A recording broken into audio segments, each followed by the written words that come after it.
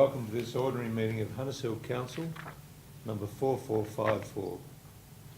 I'd like to acknowledge the traditional custodians of the land on which we meet and pay my respect to their elders past and present. We thank you, Lord, for the honour of being called by our fellow citizens to this office of honour and trust. Give us grace, diligently and honourably, free from private interest or prejudice, to discharge the duties entrusted to us, to the common good and in your sight, through Jesus Christ our Lord. Amen. Amen. Please have a seat. I don't think we have any apologies this evening. Do we have any declarations of interest? So welcome back to this first meeting of Hunters Hill Council for 2019. We have two sets of minutes to review. The first one is meeting number 4452, moved Councillor Williams, seconded Councillor Miles. Any discussion? Councillor Miles. Page 9, the title is 6.2, Participation in Garage Sale Trail by Hunters Hill Council. The L is either in lowercase or cut off. Just a small error. Okay, thank you. Just in relation to the pedestrian crossings and speed humps on 13.2, page 11. Council is in the process of installing appropriate signage, including speed controls in both Manning Road and on Woolwich Road. I think that there's maybe a little bit of a misunderstanding of that issue. What both of those are actually speed humps that mimic pedestrian crossings. So I think council needs to make a resolution either through the traffic committee or as council as to whether they are in fact zebra crossings or whether they are just speed humps. Because people walk across the top of those speed humps, they're not lined as zebra crossings. So if you could just potentially send that to traffic committee or bring it to council. Take traffic committee, Councillor. Thank you. Well, thank you. It's a good point. Councillor Williams. Mr Mayor, in relation to that, I agree with Councillor Miles that it's very confusing and they're strategically placed where a pedestrian crossing would be. And from my understanding of traffic calming or whatever, there needs to be several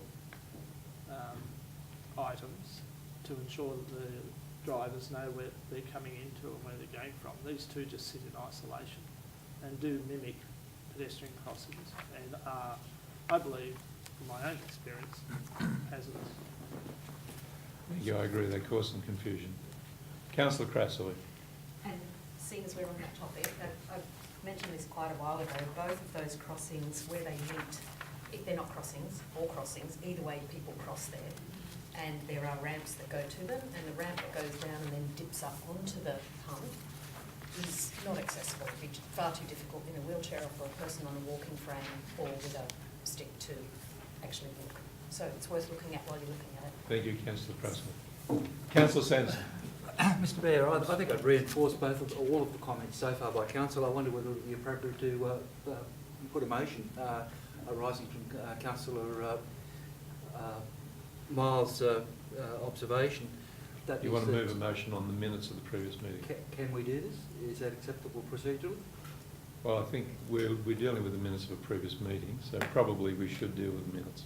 All right. Okay. We can take it on notice and we can bring it back again. All right, so are there anybody else wants to speak to these minutes? Are you happy with the minutes? Well, again, I would reinforce those statements. The other point I would make in the item 13.1, which is one of Councillor Miles' questions about unregistered motor vehicles or unregistered trailers in Gilbert Street. I've noticed that that's a matter that Council has passed a resolution over. At this point in time, that does not appear in the outstanding matters. So I think that's something that needs to be corrected.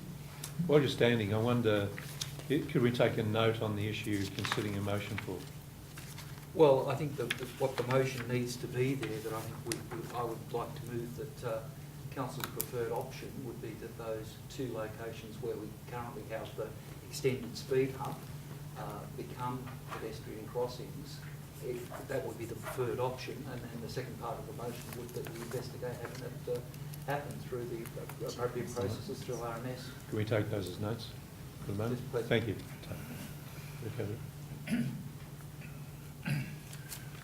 Any further comments, any corrections to the minutes? Those in favour? One other comment again, if I could, on the second lot of minutes, Mr. Baird. On the first lot of minutes we're dealing with? Oh, okay, all right. First lot of minutes? Moved and seconded? All in favour? It's carried. Second set of minutes. Councillor Sanderson. Yes, this is a little bit... 4453. Yeah. It's a little bit confusing the way this has been published. It's not heading to indicate that's the start of the extraordinary meeting. I think we need to look at the format of the way we present minutes all around. I mean, that's a bit of a weakness with the way we present minutes on all occasions.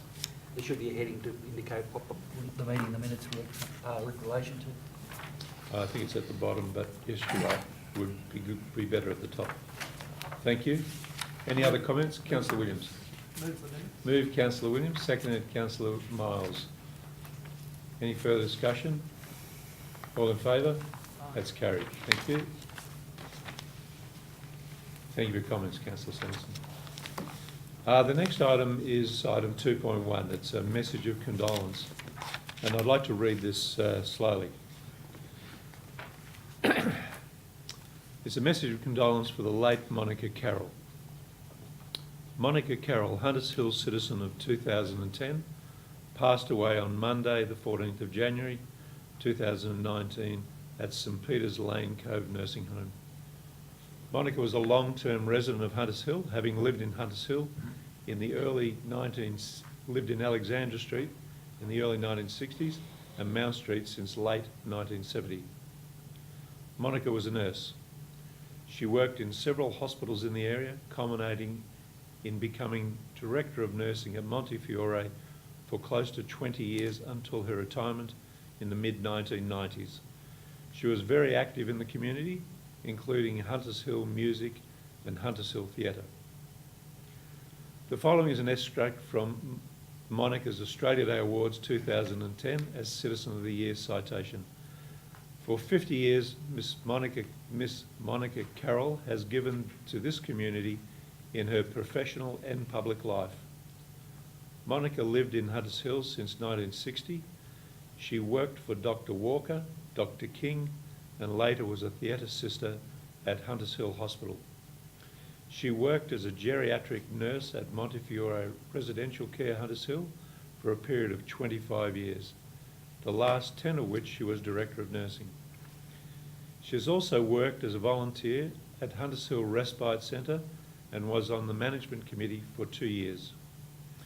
Monica was a member of the Hunters Hill Drama Club, now Hunters Hill Theatre, since 1975, first backstage and later acting in many productions to the delight of local audiences and visitors alike. In 1991, she was awarded Best Supporting Actor in Theatre Fest.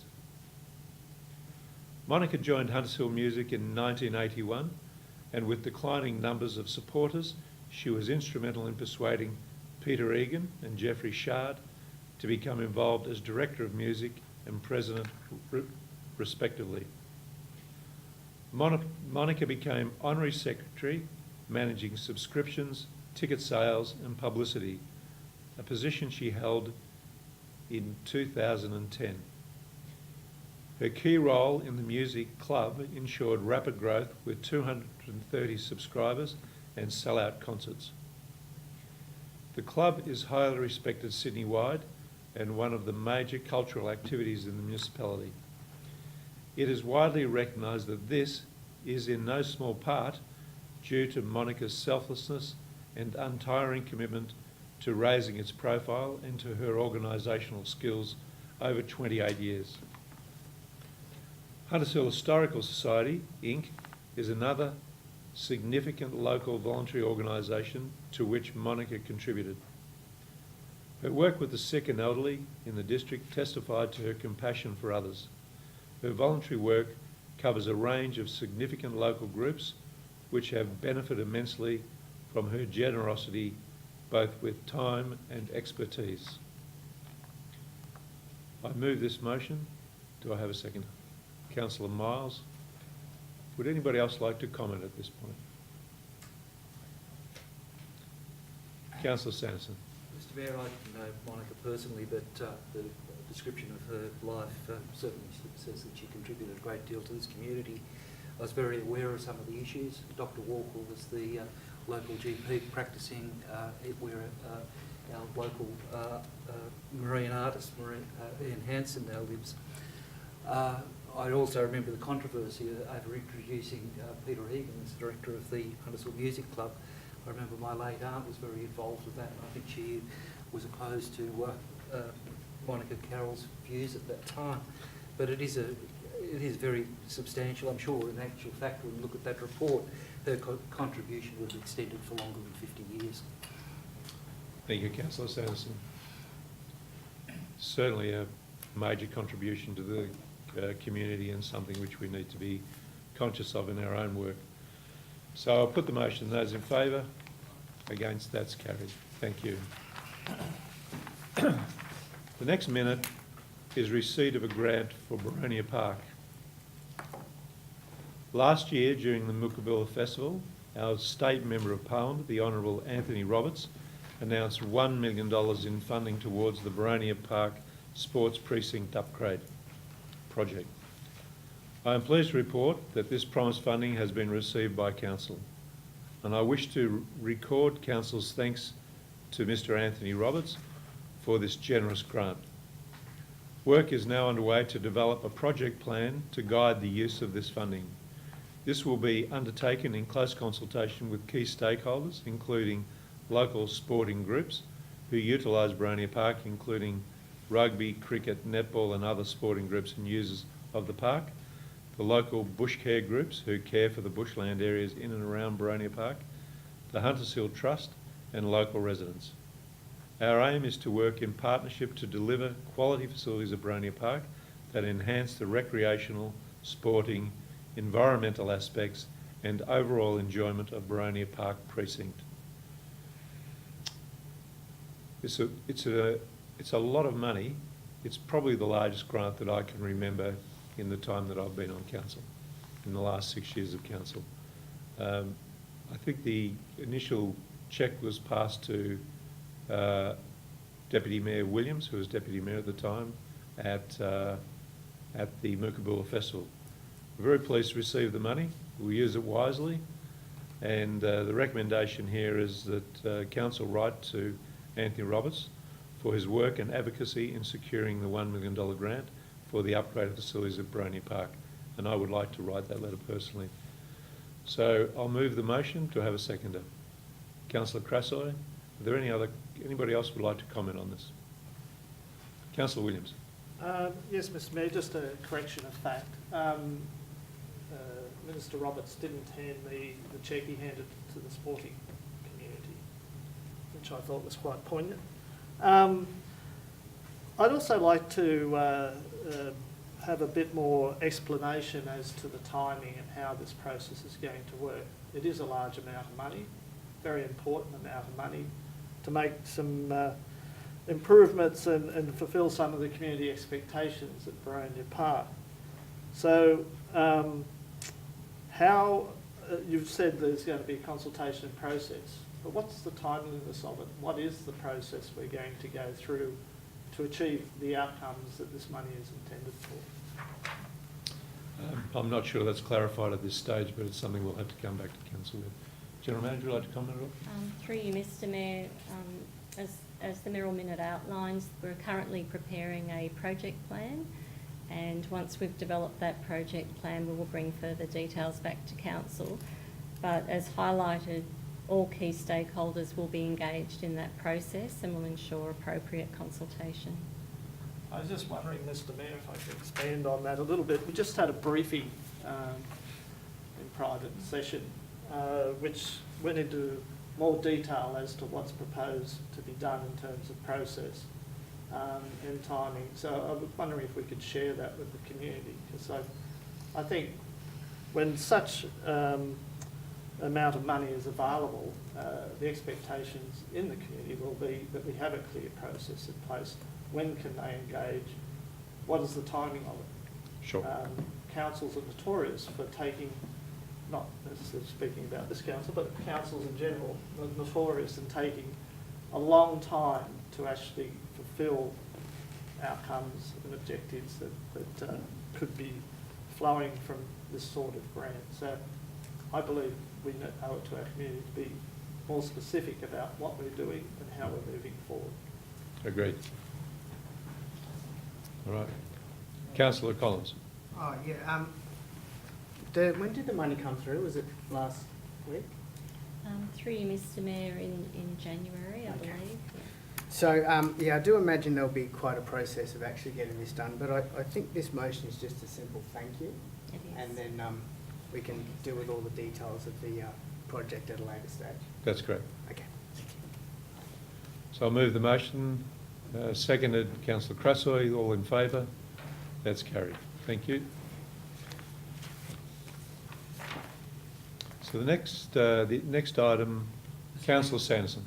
Would it be possible to move item 9.3 forward in the agenda to allow Mr Antonio to address the councillors? Yes. Seconded, Councillor Miles. All in favour? That's carried. Could I invite Mr Antonio up, please?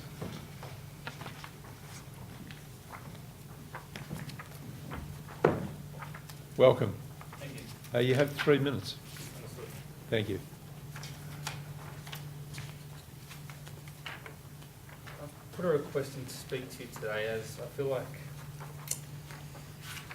this process of one of the items on the agenda is falling into that general council delays or process. It's regarding the issue of speed and traffic safety at the corner of Alexandra and Berry Street. This process started February last year, where the owners of the property conducted some speed measuring, and over a week in that period they found that there was about 500 instances of cars travelling over 50 k's around the bend. Around that bend there's a 25 km/h advisory speed sign, but not an enforceable speed limit. And then 11 instances of cars travelling between 100 and 120 k's, middle of the day and in the evening. On the 8th of March, I had my traffic engineer, who is a road safety auditor, prepare a report, and I submitted to council to ask to see if there was any proactive changes that could take place in response to this data that we collected. And about in April, I received a response from council saying, unfortunately, council is not in a position to take this to the traffic committee as this is already a 50k zone. 20th of May, about 4 weeks from that response, there was a car that mounted the curb and hit the building. Speed was the issue, the car was totaled, and from there I was, quite quickly granted a chance to speak at the Public Transport and Traffic Advisory Committee in June. Councillor McLaughlin, prior to that, had made a question in the with or without notice requesting bollards or traffic barriers. I don't know what the result of that was. The answers in the minutes of the next meeting don't have anything in there. So, at the Public Transport and Traffic Advisory Committee, they requested that there be a historical report of previous proposals or previous investigations on that bend. There's been a history of accidents there. Come now, that was June 19th, that Public Transport and Traffic Advisory Committee meeting. 10th of September, Councillor Crassoy had brought it up again. There was actually an answer to that question saying that this is a decade-long issue and a separate report will be provided to the Public Transport and Traffic Advisory Committee. Council will be provided with this historical document of this matter and under separate cover. And then what happened from there was in December, there was the other traffic committee, the Hunters Hill Local Area Traffic Committee. They had received a report which made some recommendations for some changes, and part of that, the recommendation is in this meeting's minutes, asking that a review of the road crash data be undertaken in 6 months. move to extend. Councillor Williams, Councillor Miles. Please go ahead. So, I don't really want to touch on the information that was, or the recommendation that was put in the agenda for the Traffic Committee in December. But it's been about 240 days by my calculations since the Traffic Advisory Committee had asked for that historical report on previous incidents at that intersection, and it hasn't been received to date, and I'm not too sure if it's lined up for the next meeting. I just, I know time's limited, so that's why I don't want to go into more. I just really want to see, today there can be some direction, as right now there's a request for road crash data for 6 months from the local area traffic committee. There's been a request for some bollards or road barriers on the side of the road, and there's been a request for historical discussions about what to do at that intersection. So we've got 3 different things that are sort of just all floating in the air. And I really would appreciate if just some direction could be given by council to either of the committees, give a process as to does the Traffic Advisory Committee put something together which then goes to the local area traffic committee, which then comes back to council for a final decision. My preference is, I don't know if you have enough information or if you can make a motion on to what should be done at the intersection now, but it was stop. The answer to Councillor Carosi's was that this is a decade-long issue, and I can see why it is. So I'll leave it with you. All right, thank you very much. Just stay with us just for a moment. Sure. May I have some questions which relate to what you just had to say? So, Councillor Krasoy. Thank you. I did just want to actually clarify a point.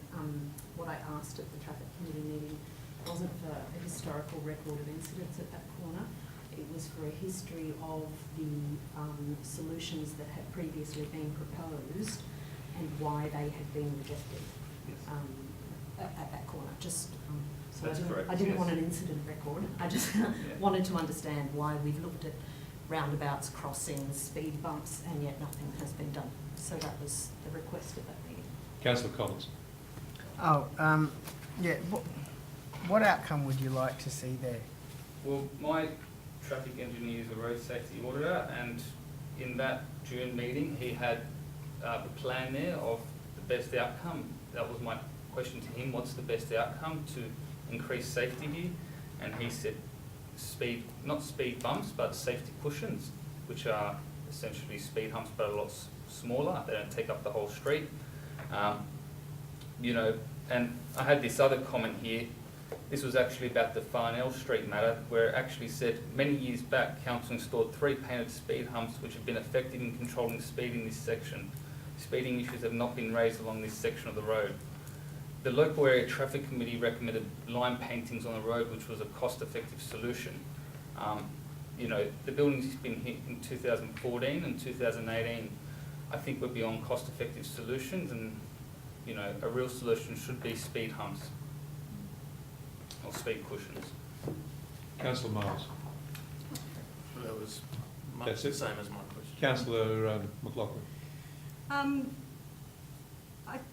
About the bollards, I think they would be a great solution for your particular corner. Have we looked at? Do you know whether your traffic engineer looked at whether a shared zone, a 40-kilometre pedestrian shared zone, would solve some issues in that particular precinct, which is obviously a very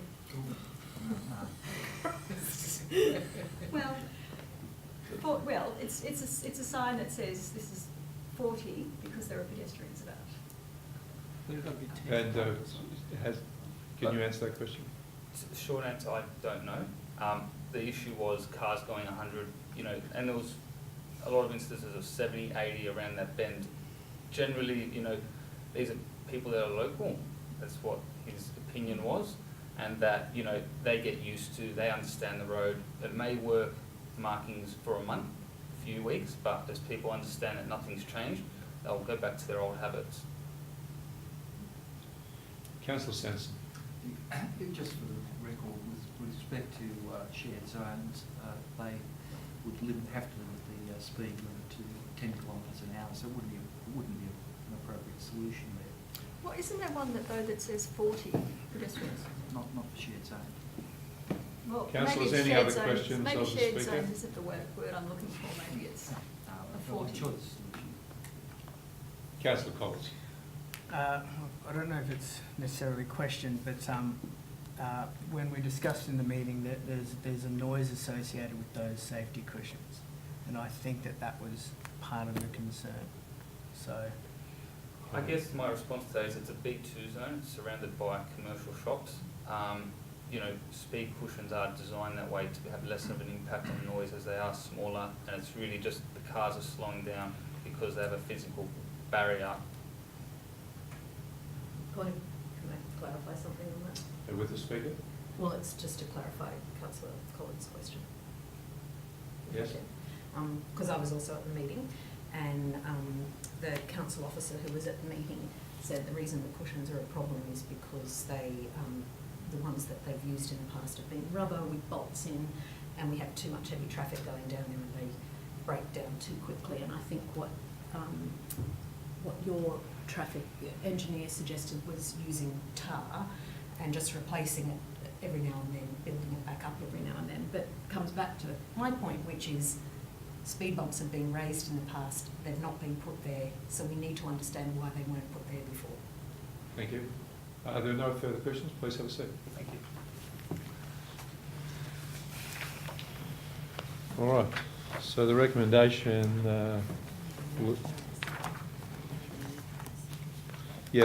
we're moving the minutes of the meeting here. So moved by Councillor Collins, seconded Councillor Crassoy. Any further discussion?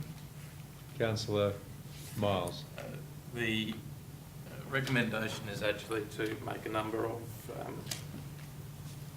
changes, and we've laid out 3.1 to 3.4. Yes. 3.3 being safety issues on the corner of Alexandria and Ferry Street.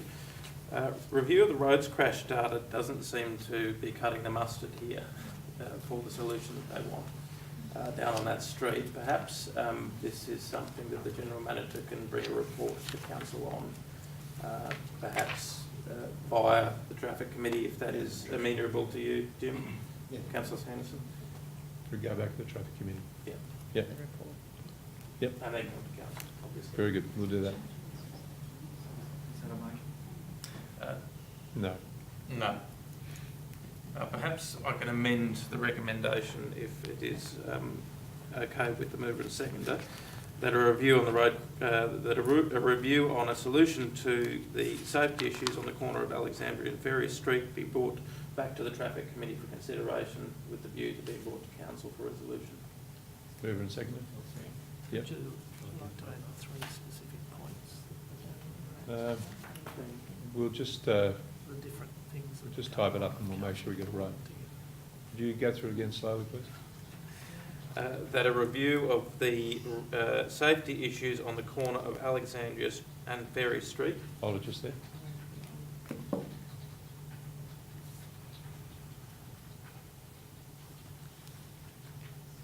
Yes.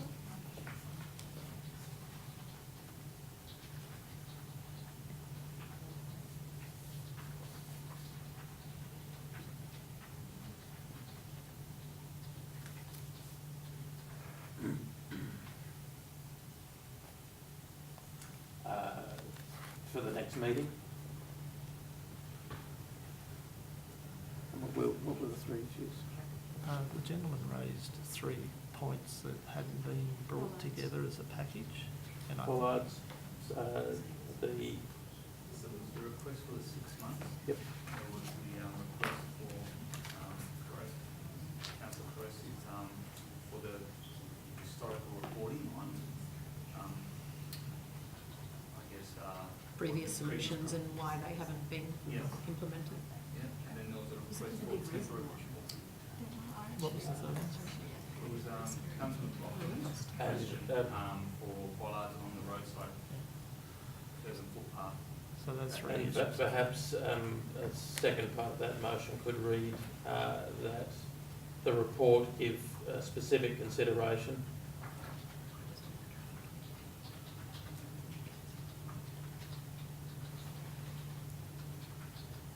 to the installation of bollards,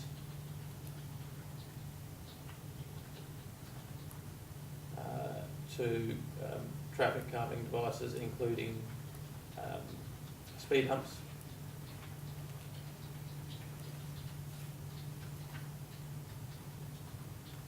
Line markings around. Line markings and other options.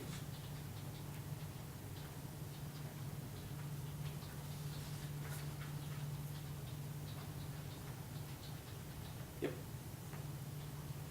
Okay, so it was moved Councillor Collins and seconded Councillor Crassley. You happy with those amendments? Councillor Crassley?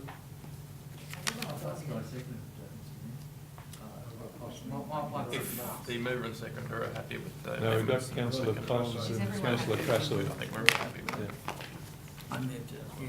I'm Yeah, I happy think we got with that right. So any further discussion? All right, I'll put the motion. Those in favour? Against? That's carried. Thank you. Thank you very much for joining us this evening. Thank you.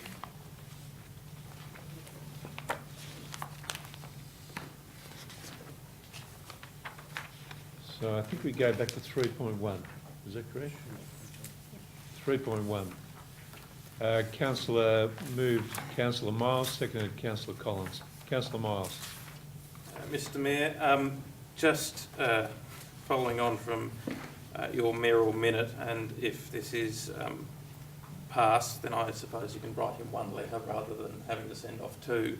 Our local member, Anthony Roberts, has secured funding for $50,000 to go towards Hunters Hill Council to install dinghy racks in several locations in Hunters Hill, including Betts Park, DeMille Road, Margaret Street, Wallamutta Bay, Onion Point, Gale Street and Mount Street. And he's also secured $4,000 for to the Hunters Hill Club for installation of shade structure between the two tennis courts, and $5,000 for the Hunters Hill Sailing Club for the sailing event. I think it's worth recognising particularly the boat racks, which is something that Hunters Hill Council obviously is an issue that we deal with quite often. We've had to install a lot of boat racks in the past. I know particularly some of those areas, like DeMille Road, are in dire need of some of that funding, because you have people clambering over wire fences to try and get down to their boats. It's an insurance nightmare for council. For the Hunters Hill Tennis Club, I was there to see the works that went on for the construction of that shade structure. It was much needed. And again, the Hunters Hill Sailing Club were very happy to be the recipients of those funds for their competition day. Very good, thank you. Do you wish to speak for or against the motion? Against the motion? No, I have a number of questions about the motion. My understanding from a report that I actually received from one of the people who attended the meeting in relation to boat racks was that the outcome at Betts Park was in fact that they did some track repair work, and there was some prospect that they may install some posts and rails for dinghy owners to secure their vessels to, so the racks may never eventuate there. Other point I would make is Onions Point, which is it's actually Onions, so it's not Onions as opposed to Onion Point. There, I believe there won't be any racks installed, so the understanding of the answers that were given at the meeting that we had some discussion about that. And then the final point is Gale Street is in fact spelled G-A-L-E. Thank you for the corrections and clarifications. Any further discussion on this? Councillor Collins. I might just briefly say that there might be a few little spelling mistakes there, but I'd like to reiterate the substance of this motion is to say thank you. And I suppose when you write your thank you letter, you might just check the spelling and pass on our thanks to the member. Thank you. All in favour? Absolutely. Thank you, Mr Mayor. Councillor Williams. Yes, did council ask for that $50,000? General Manager? Mr. Breakfast. initially we did through the RMS provisions. Right. What, to me, that's great that we're getting money for dinghy storage. And I'd like to think that that is a high priority in council's needs list. Also, the other two items that are given here aren't related to council's business or activity. And again, I'm curious as to why those two particular institutions are being funded. And this sort of process tends to be something that occurs around election times. And we haven't seen generosity from Mr. Roberts towards this council, either monetary or in being prepared to come and talk to this council. We've asked him on numerous occasions to come and address us or come and meet with us to discuss very important issues for us. So I'm a bit confused about why such a process now takes place at this time in the state government election cycle, when for many years now Mr. Roberts has declined our invitations, has not provided this sort of funding, and more importantly was with a state government that was hell-bent on getting rid of this council as a senior minister. So I note it's always useful to get additional monies, but it's very curious that this happens at this time in the political cycle. Thank you. I think the $50,000 came to us late in 2018, and the other two sums went directly to the clubs, and they didn't come to council. But I think they do contribute to Hunters Hill residents, and that's why Councillor Miles has chosen to put them into this motion. Any further discussion? I'll put the motion. Those in favour? Against? That's carried.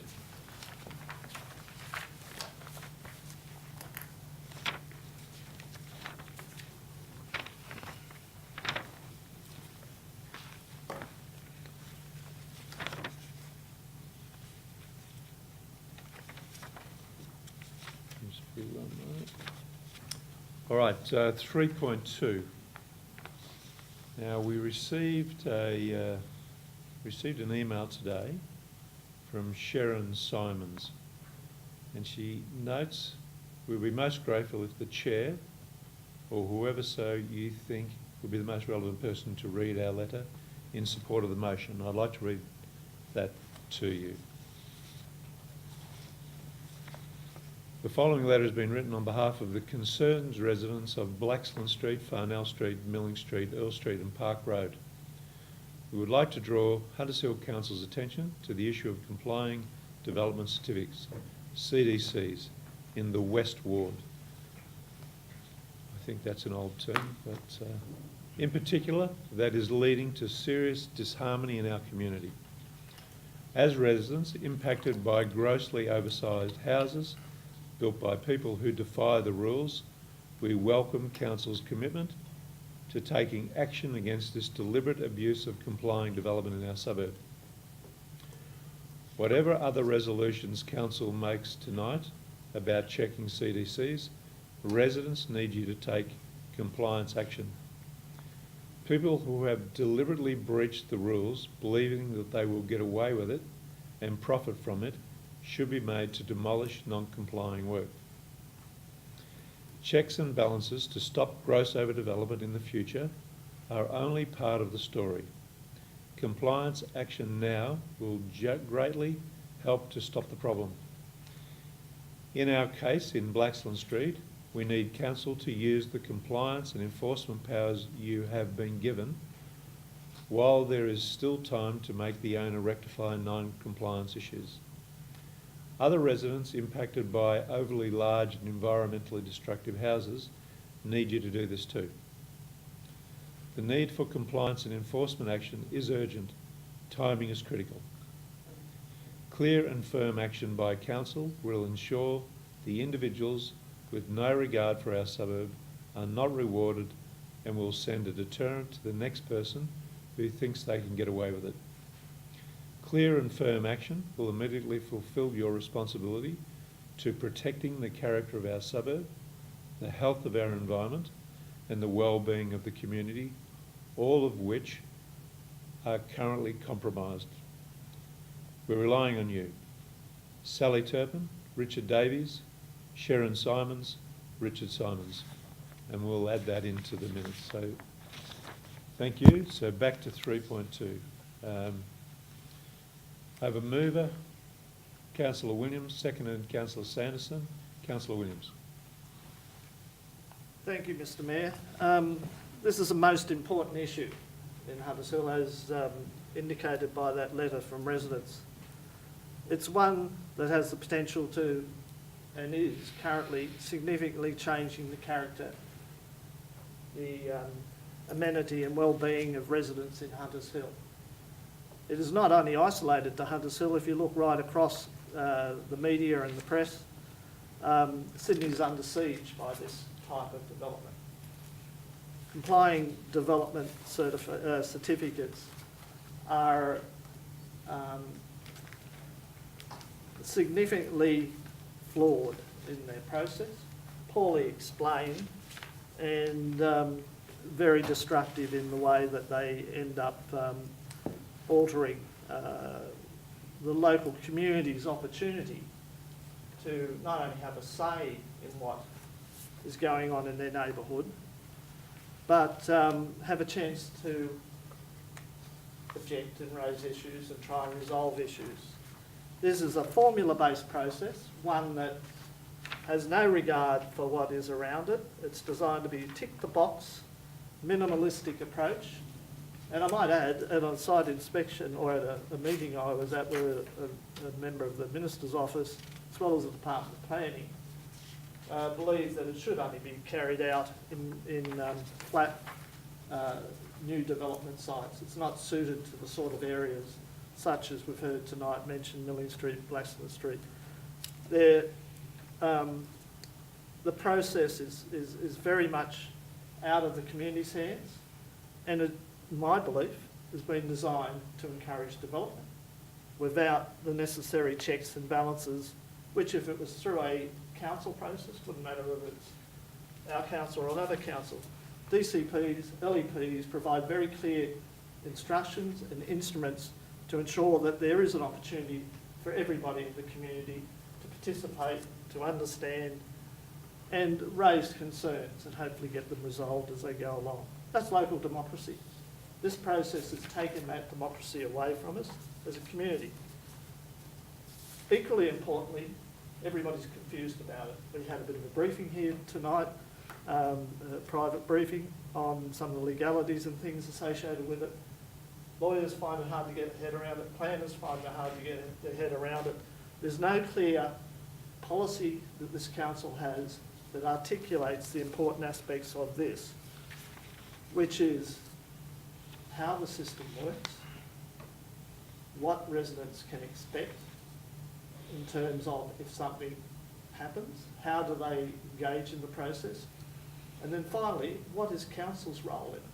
Because if you look at the debacle we have of planning systems in New South Wales at the moment, council now, by the state government's decisions, is now a little dot in the process. Everything is now out of council's control. The community still haven't come to terms about and still aren't aware of those processes and function. So this motion is designed to put the issue on the table as being a significant one for Hunters Hill, and it is in the non-conservation area. Conservation area is protected from it, so it is a portion of our municipality, but it is significant for those residents. I've also put in here, and I won't read it out verbatim because it's too long, is what council needs to do to provide information and support our community in understanding their rights, the process, and who to go to for what. There are three glaring examples which we've heard in this council of complying development, and council has engaged in that process. And I think we need to have a formal response as to how we've dealt with those three locations at the moment.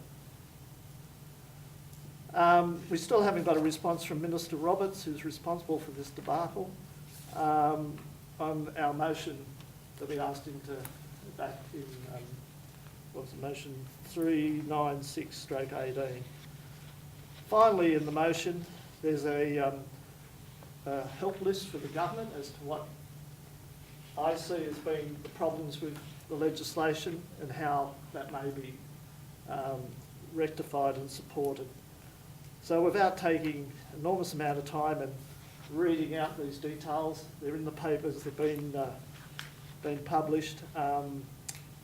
I commend this motion to council because it is an important issue in our community, one that is changing our look and feel, and one that residents need to be informed and aware of what their rights are.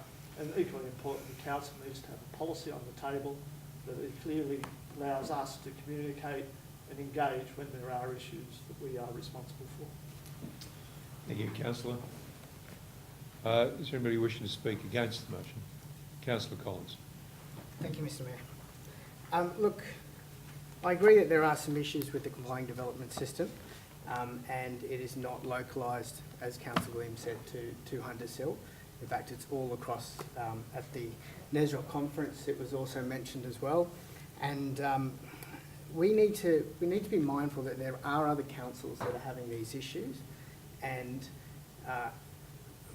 we should be very careful to be advocating on our own when we can combine with a body such as NESROC. In fact, I'm meeting with the Minister of Planning next week as part of being Vice President of NESROC, and a lot of these issues will be brought up. Now, whilst I don't essentially disagree with anything in here, I'm very mindful of the amount of work that this will create for council staff.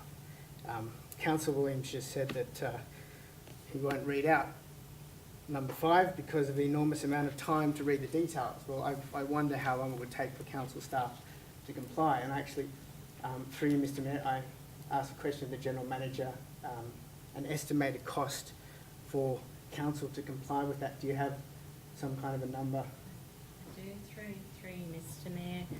I've had the opportunity to talk to the group manager, and looking at the components, looking at around about a cost of, in terms of staff time, around about $12,000. $12,000. Okay. So that's quite a lot of money when really it's just to write a letter. Now we do have councillor stationery here, which I believe councillors are entitled to use and write to ministers or government as they see fit. Perhaps it might be more appropriate to save $12,000 and for Councillor Williams and Councillor Sanderson to write the letter themselves, because the same letters will be written by other councils. It will be written by NESROC. It's just a double up of government work and a complete, probably not the best use of council funds when we are already stretched. So my recommendation would be to not support the motion and encourage Councillor Williams and Councillor Sanderson to utilise the stationery we have here and write those letters. Thank you. Thank you. Wishing to speak for the motion, Councillor Crasso. I have a question. A question. Who's your question on? Through you to the General Manager. Thank you. General Manager, I know that this is something that's been of a concern to our council for some time now. I have to say there's a lot in here, if not everything in here, that I agree with and would support the motion, but I am conscious of the expense and I'm conscious of doubling up. So I'm curious, how much of this are you, in the operational side of council, already kind of addressing? And how much money, do we get anything at all from the state government as far as being a watchdog goes?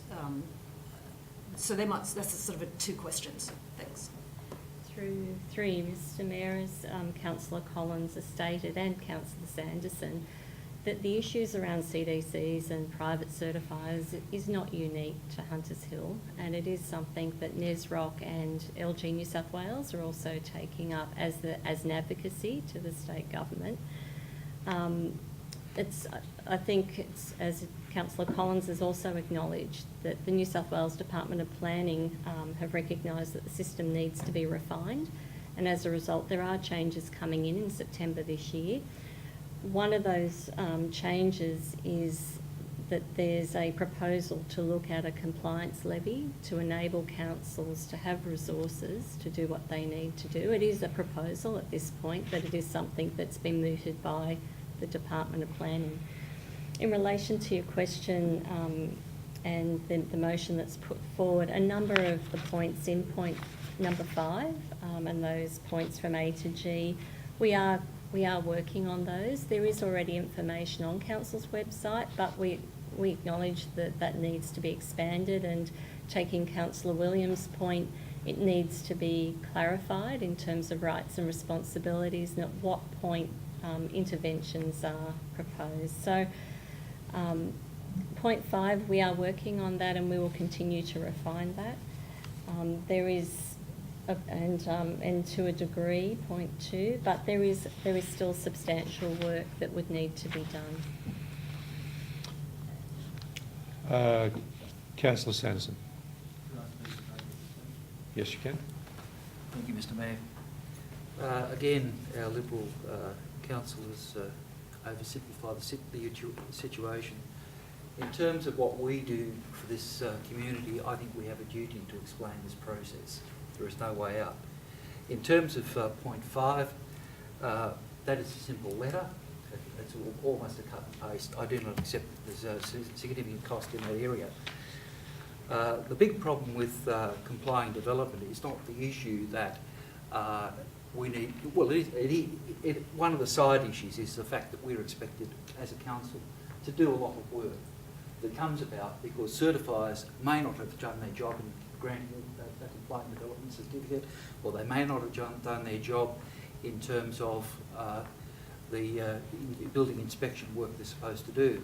The difficult for us as a council, we're not paid for that work. We cannot afford to look over their shoulders all the time.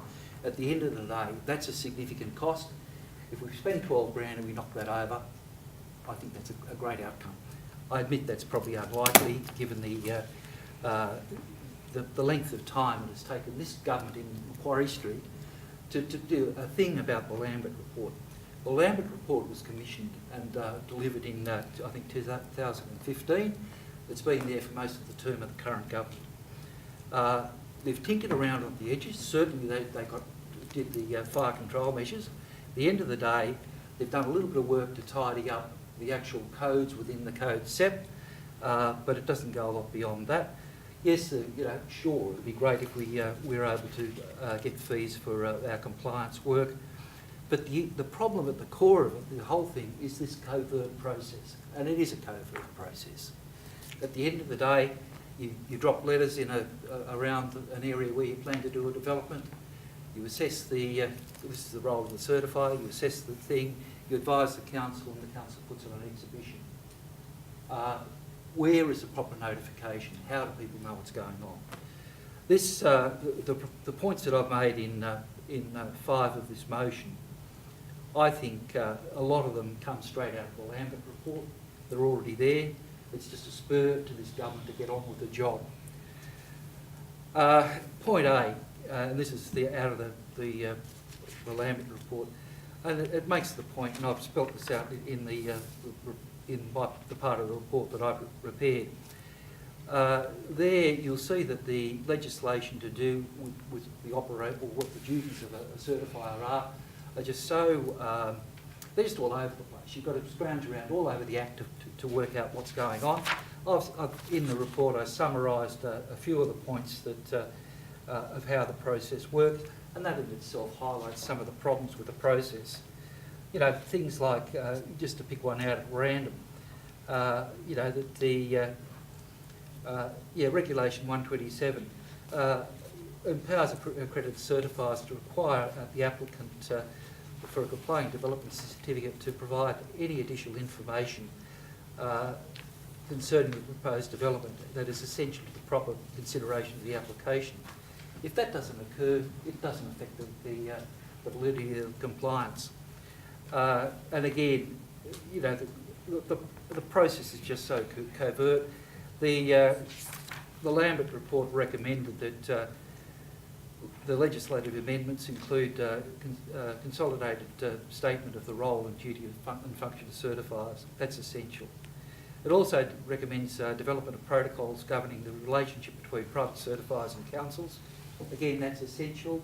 We have all sorts of problems in that area. You know, not only are community confused about it, councils are confused about it, or councils are confused about it, and that is understandable given the paucity of the legislation. One of the things that I've suggested here at point C, I actually made the point to the General Manager, Mr. Karupis, the other day when we met. I thought Mr. Karupis accepted it favourably.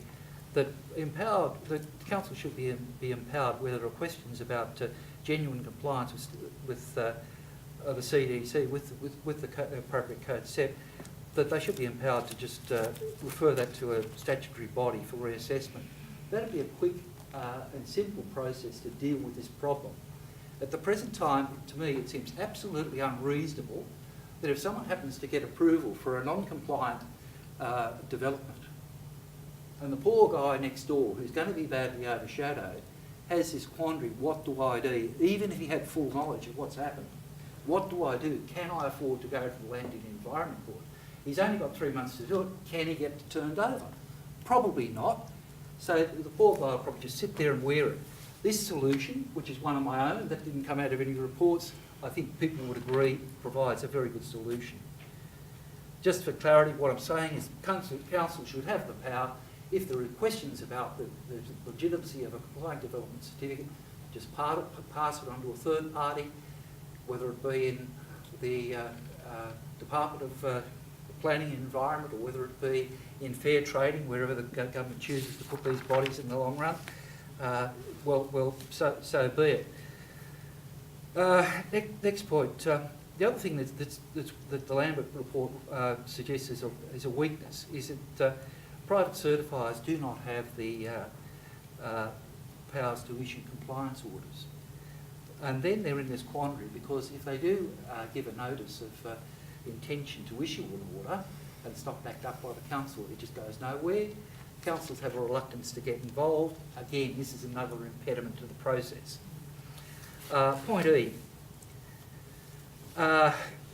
It's amazing that all of the reform of planning laws that there has been, everyone talked about e-plan, but where's it happened?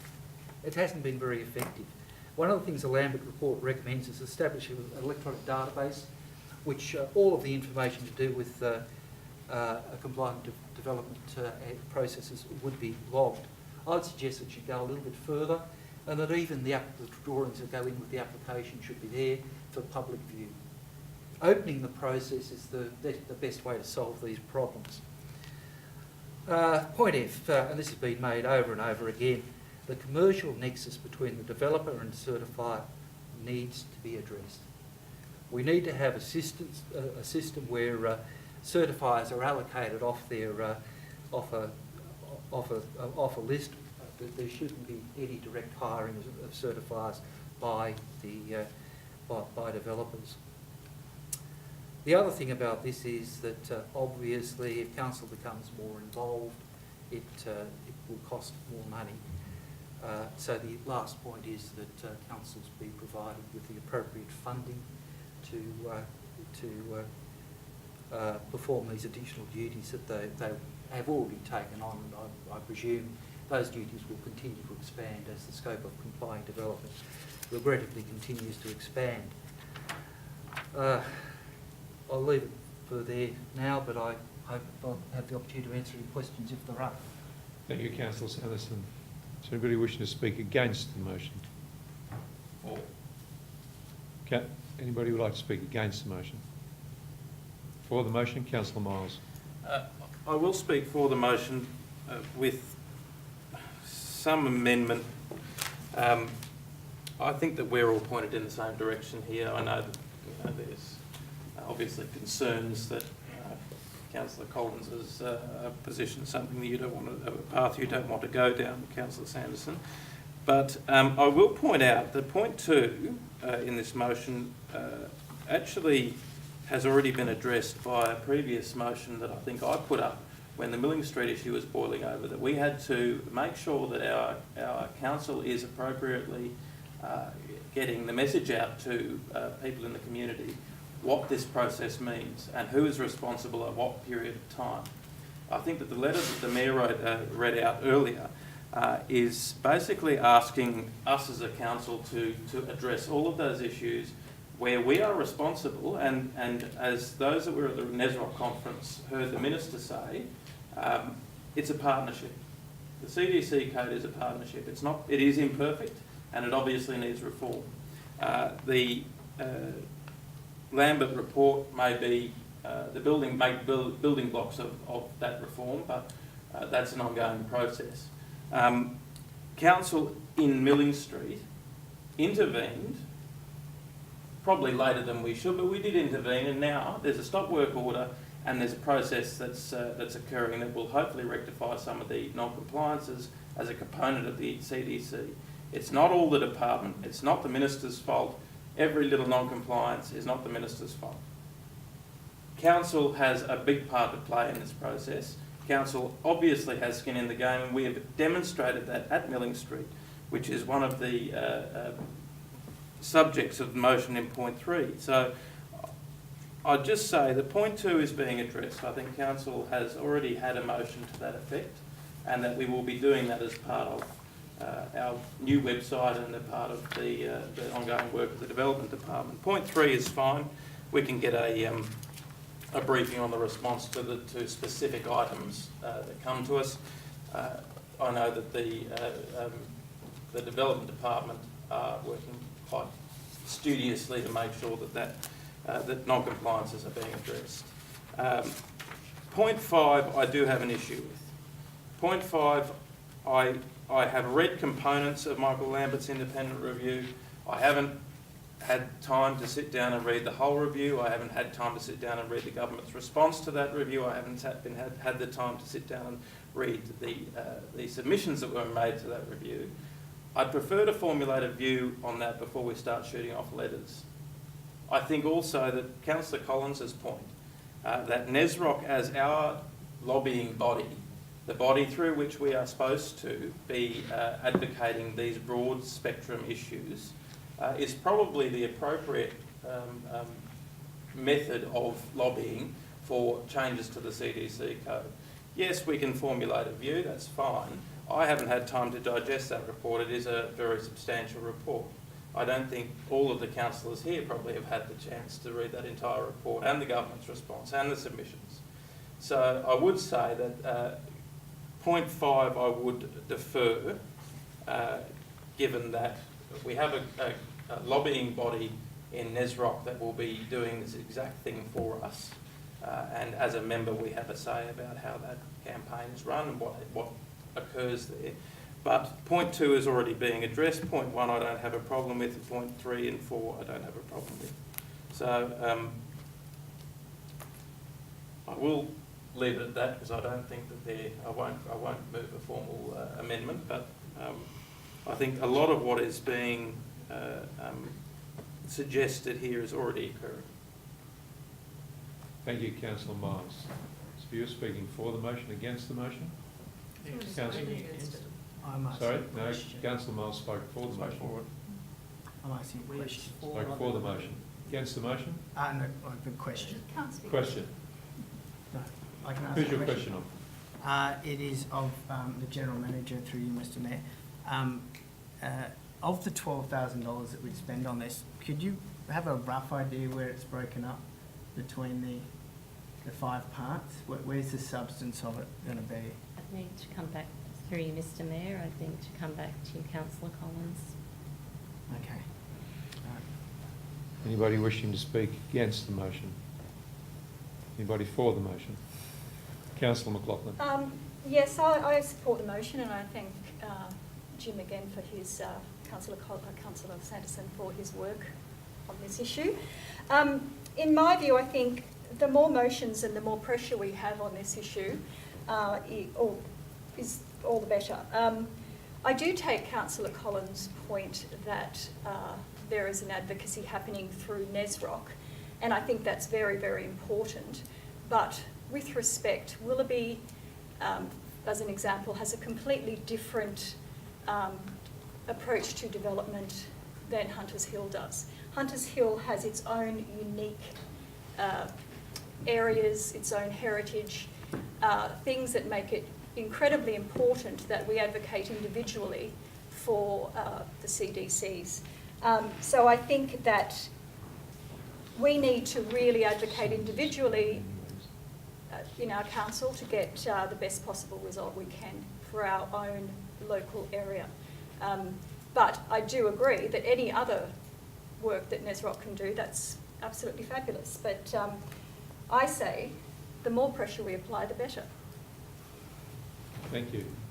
Anybody wishing to speak against the motion? Mr Mayor, can I just, I will actually move a amendment. Councillor So Miles. allowed. Councillor Miles. That point 2, the council reaffirms its policy and protocols ensuring community understanding of council's role and obligations in the process and dealing with non-compliance issues, including all of those points. And that point 5 be deferred till after our council workshop. I think that more work needs to go into point 5. I think the councillors probably need to digest that report and get their heads around what it actually means. I'm not quite sure what we're advocating for outside of those points that were written there. So I think that's actually quite important that we don't advocate a report that I guess we all haven't digested. Right, so just one moment, we'll capture the words. That point 5 be deferred until after the council workshop, is that correct? Which is to happen at the end of this month.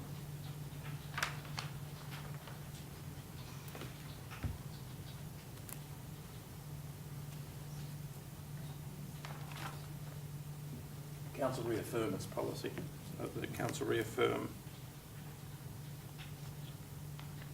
its policy and protocols. And then the same wording as the point of the motion.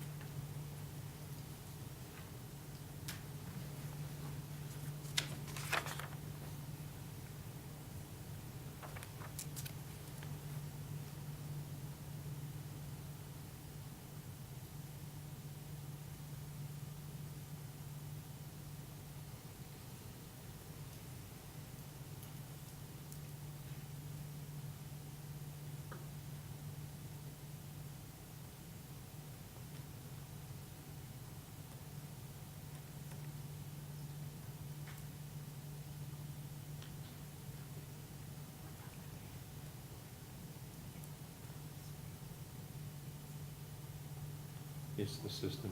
It's not like a Word document, simple Word document.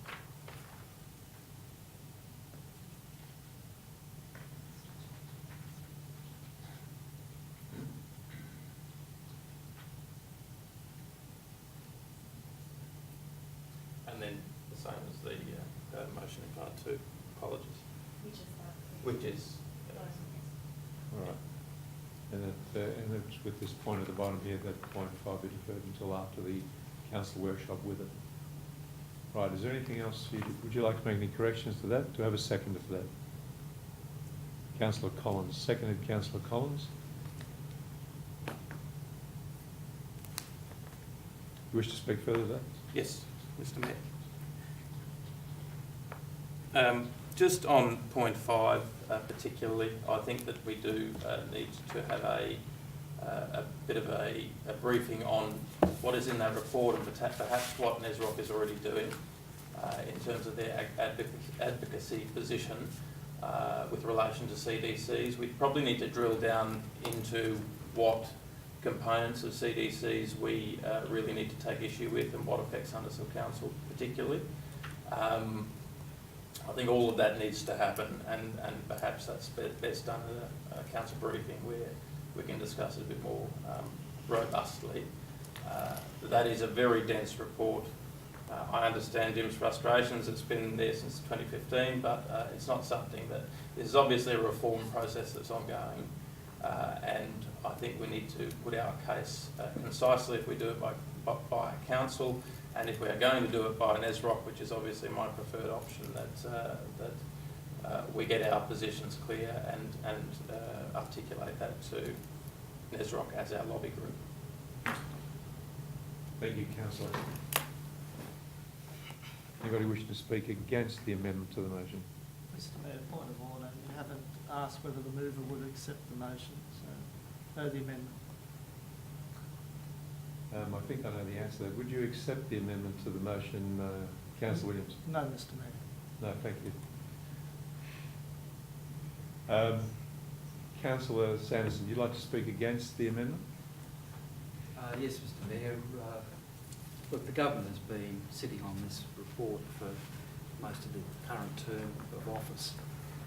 That is completely unacceptable. They've only picked up about 2 points of the entire report. It's time for people to speak out. If advocacy is not going to come from local government, where is it going to come from? At the end of the day, these processes have disempowered our communities. They've gone very close to disempowering councils. When councils go quiet, we have been completely disempowered. We need to be speaking out for our community. It's our duty to do so. To take the guts out of this motion is just completely unacceptable. These points, as I said before, I think all but two of them come directly from the Lambert report. The Lambert report is a highly respected piece of work. It could have saved issues like we had in the Olympic Park developments and some of the shoddy workmanship that we got in development all over this state. I don't see that there's any reason to defer that. The Lambert report is extremely extensive. The areas where it deals with complying development are fairly limited. I don't think they're too difficult to get above. Perhaps what I should have done in the report to include the relevant parts of the Lambert report as part of this, and we would have had a paper about that thick, but we've dealt with that before. Look, I don't think it would have enlightened it much more. I think there's enough information there. I think the points are clear enough. I think they're very understandable, and I don't see any reason for amendment. Thank you, Councillor. Wishing to speak? Question? Thank you, Councillor Miles. Of Councillor Sanderson, which 2 points are not from the Lambert report? Because my understanding of the motion is that this is from the Lambert report, all the points. I said consistently with. I didn't say that they all came from the Lambert report. The 2 points that don't come from the Lambert report, as I said when I first spoke, point C, empowering councils to refer CDCs where there are questions about genuine compliance to a statutory body for prompt reassessment to avoid the cost of litigation in the Land and Environment Court, under which clause 4.31 of the Environmental Planning and Assessment Act is currently the only means by which a CDC can be declared invalid. So that's the one that I find highly offensive because of the position to put someone who's been impacted by such a proposal. Which is the other one, please? The other one that didn't come out of the Lambert report is removing the nexus between developers and certifiers by introducing a system whereby certifiers are allocated from the register, from a register rather than directly engaged by the builder or developer. That, in fact, Lambert does direct does discuss that. He doesn't make a firm decision on it, but I think he would be quite favourable to that notion. Does that answer your question, Councillor Miles? It does. Thank you. Is there anybody wishing to speak for the amendment? Councillor Collins? Thank you, Mr Mayor. Look, I support the amendment because it takes some of the work out of it for council, which is going to save us a significant amount of money. You know, I do agree with the substance of many of the points here. Now, you know, the problem is we are doubling up. We are doing this at NESROC. I can tell you that. We're covering it. As I said, I have a meeting with the Minister next week as Vice President of NESROC, and we will be discussing many of these things. If anything, maybe we could defer this. But look, as for Councillor McLaughlin's point about, you know, putting the pressure on, many motions as we can. Look, I do appreciate the sentiment, but... Sorry, we're talking about the amendment now. Yeah, well, this is why I'm speaking to the amendment. So if I'm out of order, then call a point of order. Point of order, Mr Mayor.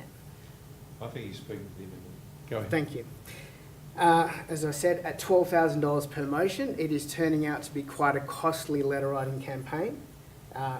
Perhaps we would need another special rate variation to cover such letter writing campaigns. Now, when we delivered a $9,000 operational deficit last year, Councillor Sanderson made the comment that if only we knew it was coming up, maybe we could have done something to get it to surplus. He said it in the meeting here, and I might just point out that something like this would have done that. See, this is how you get budgets to balance. You look at something that's been done already and don't do it again. And don't waste $12,000 doing it.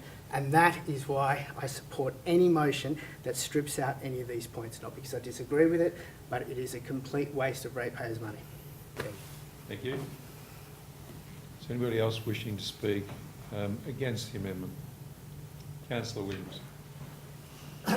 Yes, Mr Mayor. I'm a little bit astounded at the approach being taken by the Liberal colleagues around the table here.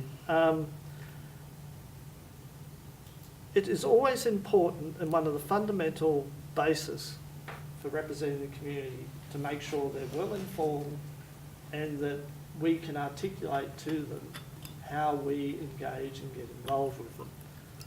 Now, Councillor Miles' amendment is asking for us to reaffirm our policies. We don't have any policies in relation to this as a council. We don't have any protocols.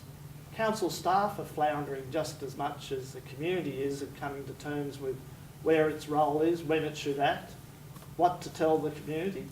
And contrary to this myth about council stepping in and saving the day for Milling Street and other places, it's a farce. Council came in very late in the position, did not inform the community of what the salient points or what was relevant to them until the very last minute when the council came kicking and screaming into the process. I've been talking to the community there for now 9-10 months.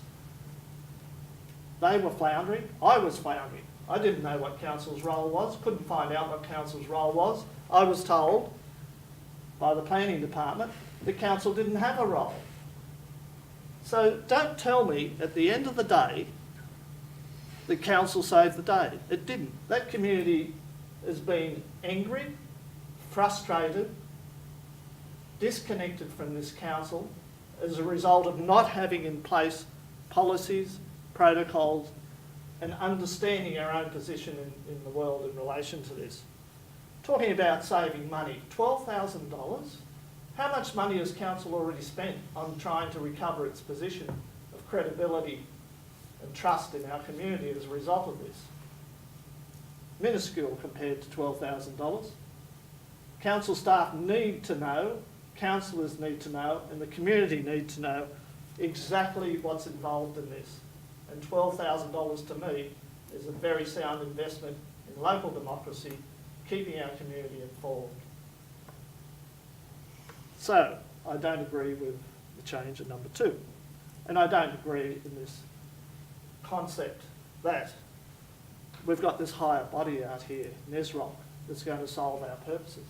The concept of NESROC is that it's a collective of councils that come together, put their views on the table, and where there's consensus, move to the next stage of advocacy and lobbying. Council doesn't have a position to put on the table at the moment. So how are we going to influence NESROC? Is it going to be Councillor Collins's view? Is it going to be the Liberal Party's view? I don't know. I'd like to be in control of that. Our community would like to be in control of what is actually tabled as our position at such a forum. This document articulates it clearly, provides the necessary process and framework to deliver on that, and for $12,000 I'd pay for it myself. Now, in relation to 5, Councillor Sanderson has put an enormous amount of work into understanding and interpreting this. No 10-minute session and a workshop the council's going to hold is going to clarify. No councillor out here is going to go to the trouble, the endless nights reading this documentation, compiling it, using his legal expertise to interpret and understand it. These are fundamental flaws in the planning process. They're glaring, they're supported by factual documentation, but they're being ignored. Now, again, I just don't understand Councillor Collins' position on this. He's saying it's going to cost us a lot of money. The General Manager is confused as to whether it will or not. It is a simple letter that goes to these people, cutting and pasting these points into it. It is not a cost to council that is significant, or I would believe is unreasonable. So I can't accept the amendments. I think we need to move forward. This council has a history of being a leader, one of being able to advocate for its community, put tough issues on the table, and at the end of the day, we fight and we get an outcome for our community. This is no different. This is a fundamental problem that we've got in our planning system, having a significant and major impact on our communities, and I think we need to be strong as a council and put our position on the table. So I don't accept the amendment. Thank you, Councillor. Is there anybody else who hasn't spoken but wishes to speak for the amendment? Anybody who hasn't spoken who wishes to speak for the amendment? Councillor Collins, do you have a query? A question, yeah. I just want to know who, if I can ask of all councillors, who has actually read the Lambert report in its entirety, because we are essentially saying that this council supports the entirety of that report. If I can get a show of hands, who's read it in its entirety? No, we're not supporting it in entirety. Well, I think that's what the... We're not. So do you want to answer that question? Mr Mayor, could I comment on that? Even I haven't read every word of that report. I use my legal expertise to search and find the relevant parts and draw out what was, relevant to the issue at hand. I don't, I just think that's a ridiculous question. Well, you've answered the question. Thank you. Dunn read it in its entirety. Can I ask of a general manager a clarification? Yes, you can. Is it possible for this council to decide to adopt a report that they haven't read? Sure, it is. It is. Point of order, Mr Mayor. It is. The motion is not to adopt the report. No. I'm We're dealing with the amendment. So the answer is The answer is yes. The answer is yes. Rephrase that question. If council decides as a group to do that, they can. Yes. Okay. Okay. So if there Can are I ask a question? Would that be, if I where's your may, question on? of the general manager? Would it be common for a council to adopt a policy of a report that they have not read? Yep. Through you, Mr Mayor. Generally, when councils consider a matter, they're taking advice. But as the Mayor has said, this is a matter for the council to decide if they wish to support the notice of motion or not. Follow-up question, if I may. Would ordinarily that advice come from council staff? Through you, Mr Mayor, in my experience, yes, it has. However, as stated, it's a matter for the council if they choose to support the notice of motion. Thank you. Okay, well, if there are no further comments, I'm going to put the amendment. By reply, please go ahead, Councillor. Just in relation to some of the comments by Councillor Williams, we do have a policy. Our policy is a policy of compliance. Our development control staff aren't floundering, they're doing their job. Councillor Sanderson may have read the report and used his expertise to draft this motion, but Councillor Sanderson is a politician, not a member of this staff of this council. So, I have to say, some of those comments don't make much sense when you're talking about us not having a policy or how much work went into this motion. It just doesn't mash, I'm afraid. Councillors, I'm going to put the amendment. We clear on what the amendment is? Yeah. Could you read it to us? Yes, please. The amendment, that the above motion, the original one, be amended as follows. Point 2 be changed so the words that council reaffirm its policies and protocol, and that's the rest of the original point 2. And 5, that point 5 be deferred until after the councillor workshop. I'll put the motion. Those in favour of the amendment? Those against? That's lost. Thank you. So we go back to the original motion, of which we have a mover and a seconder for. Do we need to have further discussion on that original motion? Okay. I'm not sure where we got to, but please go ahead. Councillor Cresswell. Firstly, I'd like to thank Councillor Sanderson and Councillor Williams. I know this would have been a lot of hard work, and I trust in in your depth of knowledge and your advice. I'm a little confused here about operational and our role as councillors. I think operationally, I'm looking forward to, if the motion gets up, to being provided with some further education around complying developments. It's something that's been baffling me all year, truly, some of the stuff that's been happening. It's mind-boggling. So I'm looking forward to that.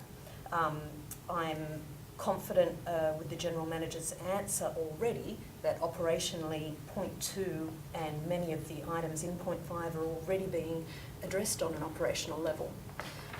With that, I feel a little assuaged that perhaps the cost is already happening operationally anyway, and that this motion itself probably won't necessarily generate an extra $12,000 worth of expense, but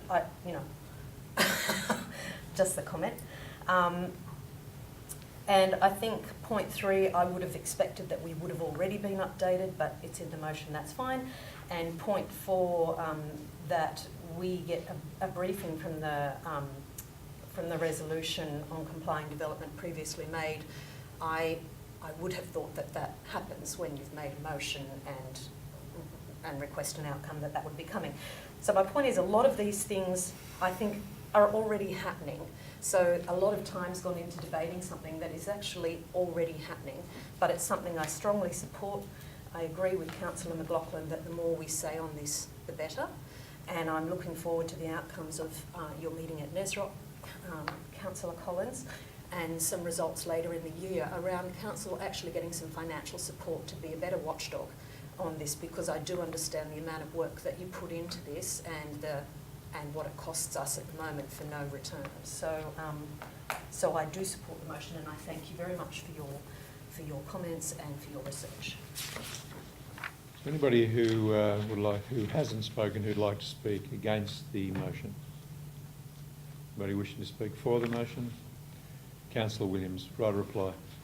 Thank you, Mr Mayor. There's been a lot said around the table, so I won't go over it all again, but I will make this point. This does give Councillor Collins, when he goes to Nesrock, a very clear understanding of what this council's position is, and I would expect he to advocate that at the forum. The second point, I agree with Councillor Crassoy that a lot of this work, or a lot of the work that's needed, is in motion. But I believe it's council's role to put its position on the table to give some guidance to staff as to what it sees as its priorities. And I do thank staff for their work. But a lot of time in these sort of circumstances where people don't have clarity, don't have the information they need to make decisions or judgments, they then create an unreal expectation, they create a fear, they create anxiety. And out of that comes a deluge of concern on council's shoulders. And if we don't get this sorted out, and if we don't advocate for these people to get them the information, to get the policies on the table, to get the government to see the problems, then it's going to cost us a lot more in time answering those concerns, chasing legal responses, rather than having a very clear process where people can engage at the appropriate time, the appropriate thresholds and triggers are in place, so we don't get this constant churn of the same problem coming back to council time and time again. I believe what's being proposed here will save council an enormous amount of effort and time in the long run. And if we are successful in lobbying and ensuring that the government of the day makes the appropriate changes to the legislation to give the community back some say in what happens next door or in their street, have some say in what they want their area to look like, then I think we've done an enormous job for our community. Thank you, Mr. Mayor. Thank you, Councillor Williams. Much of this work is in progress and has been for a number of months, and it's been done on the back of some of the issues which relate to Milling Street in particular, sought legal advice, decision trees on how works are being put in place at the moment. To not do this would result in a greater cost to us for many years to come. Getting this clarified, the roles laid out clearly, will result in a better result for the applicants and the residents that live near the applicants, I'm sure. So thank you, Councillor Williams. Thank you, Councillor Sanderson. It's a great piece of work. It's very important. I hope Councillor Collins, I'm sure Councillor Collins, will carry this message to Nesrop when he goes as our representative on Nesrop, and I'll be doing the same. So I'll put the motion. Those in favour, against, that's carried. Thank you very much. Councillor McLaughlin. I'm conscious of the time and that we still have another speaker. I'm just wondering if it's possible to bring forward item 3.6. Move Councillor McLaughlin, seconded Councillor Williams. 3.6. All in favour? Yes? All right, so we have a speaker for this, Emeritus Mayor Quinn. Mr. Quinn, welcome. Thank you, Mr. Mayor. I'll just quickly get organised here, if I may. Well, Mr. Mayor, after becoming aware of this notice of motion, last Friday I wrote to the Chair of the Hunters Hill Local Planning Panel, the Honourable David Lloyd QC, to advise him of this issue and of the notice of motion. I advised Professor Lloyd that should any matter regarding St Joseph's College be referred to the panel for determination, that I will be declaring a pecuniary interest as I am an employee of the college. Professor Lloyd subsequently responded last Friday and copied in you, Mr. Mayor, and the General Manager. Thank you for your advice regarding a conflict of interest relating to any matters to do with St Joseph's College, which is noted. This does not, of course, preclude you from participating as a community representative when the panel is considering other matters. Matters being considered by Hunters Hill Local Planning Panel are subject to the New South Wales Government's Code of Conduct for Local Planning Panels, and I have a copy of that here, or relevant sections of it here, if any councillor wishes to see that. To date, there has been no reason for me to declare an interest. As an alternate community representative, I have not been required to attend a Hunters Hill local planning panel meeting, and secondly, no matters regarding St Joseph's College have been referred to the panel for determination. The current development application for the college is being assessed and determined by New South Wales Planning as an item of state significant development. Why? Because the Planning Minister has ruled that such applications regarding education facilities or with construction value over $20 million will be determined by Planning New South Wales and not by councils or local planning panels.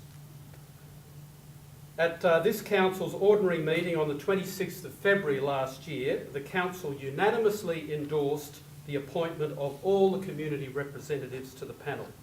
That motion was moved and seconded by councillors Collins and Miles. So why then, now, has this notice of motion been brought forward tonight? And there can only be two reasons. One, either Councillor Collins and Councillor Miles are totally ignorant of how the New South Wales planning system works, as well as the local planning panel's code of conduct and the Hunters Hill Council code of conduct, or two, their motive is a deliberate attempt to smear my reputation and the good standing of my workplace since the announcement that I intend to contest the seat of Lane Cove as an independent candidate. Sadly, given this and other notices of motion on tonight's agenda, I believe that this second matter is their motive. Hunters Hill Council's code of conduct is also very clear about declarations of interest, and I can go into that if councillors wish. But it says quite clearly, failure by a councillor to comply with the standards of conduct prescribed under this code constitutes misconduct for the purposes of the Local Government Act 1993. Section 4.13 of this council's code says, as a general rule, non-pecuniary conflicts of interests will be significant where a matter, and I'm paraphrasing here, involves relatives, other relationships that are particularly close, such as friendships, or an affiliation by a council official or councillor with an organisation, club, corporation or association that is particularly strong.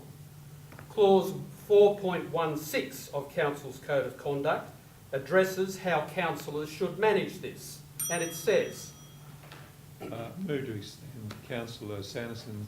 Councillor McLaughlin, please go ahead.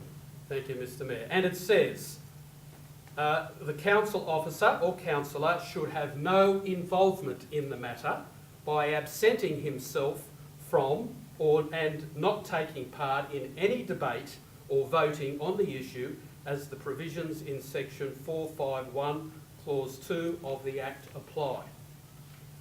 At the commencement of tonight's council meeting, neither Councillor Collins or Councillor Miles declared a non-pecuniary interest in any matters before council tonight. Both councillors are current office bearers within the Liberal Party New South Wales division. Also, the Planning Minister refers to Councillor Collins in his Facebook post of the 29th of October 2018 as my very good friend.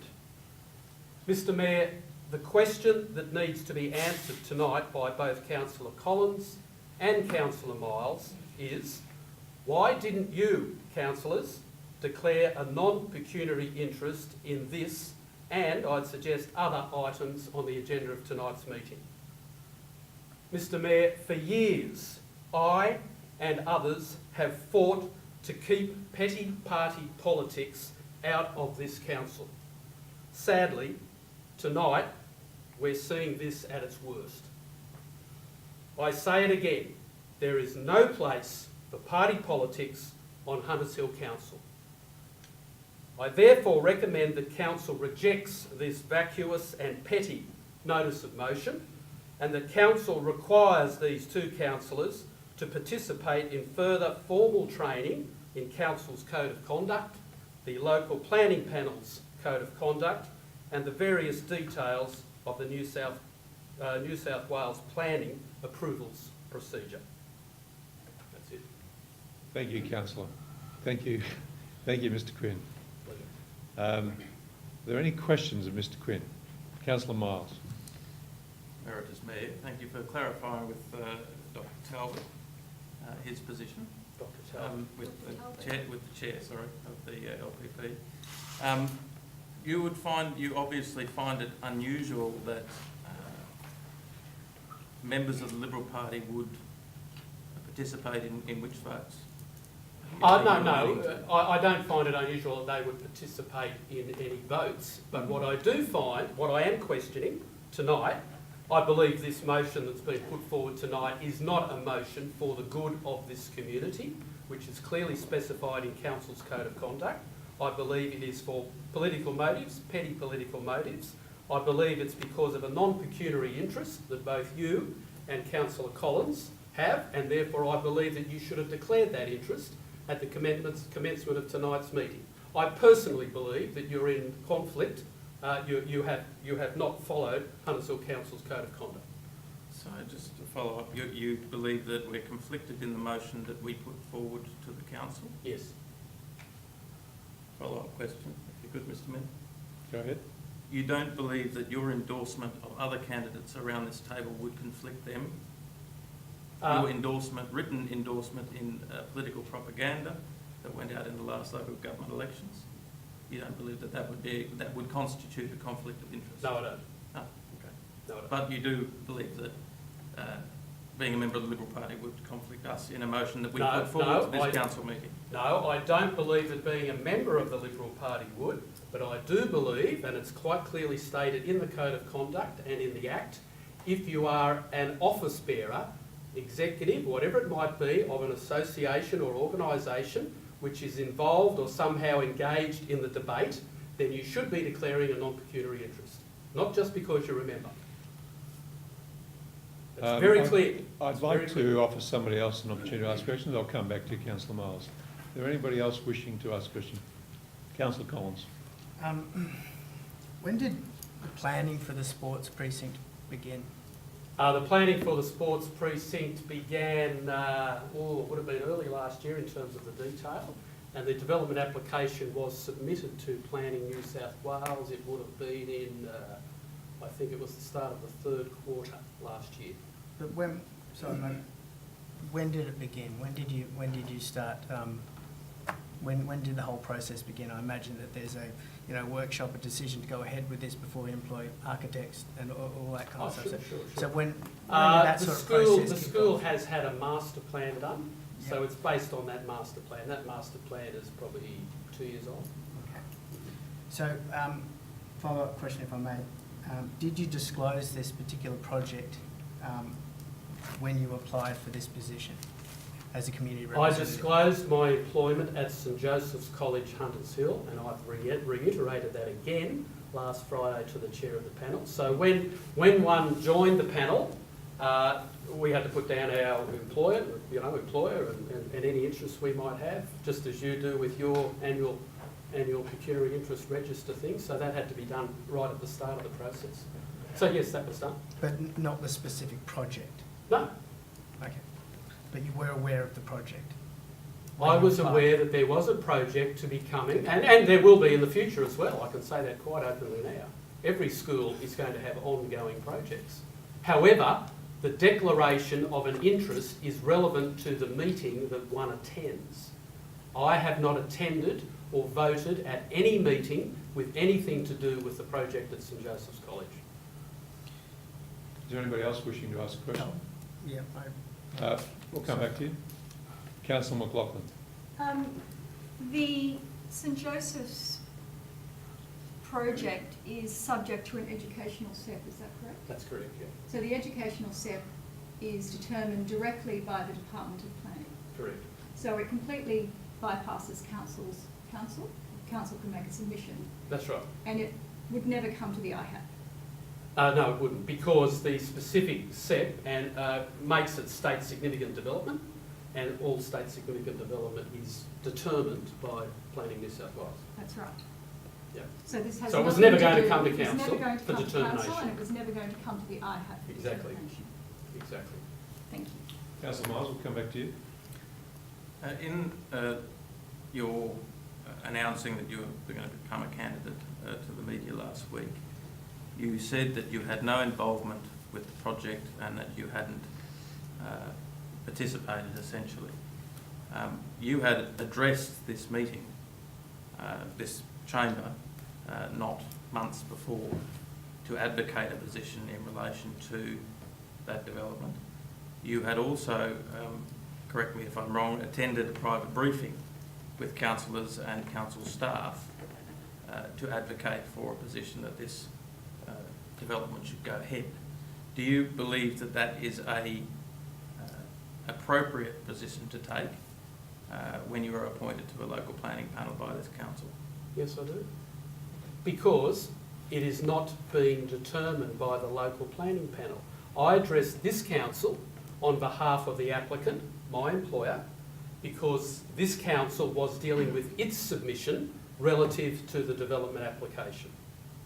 This council was not determining the application, it was determining its response to the application, and that response was forwarded to Planning New South Wales. Now, I have no conflict of interest in that because it's not being determined by the local planning panel. Just follow-up question, if I could. If that is the case, then why did you say that you had no direct involvement with the application when you were speaking to the media? Well, I'd need to see that. Point of order relevancy, that's, what he said last week isn't part of the motion. No, but it goes to... No, it doesn't.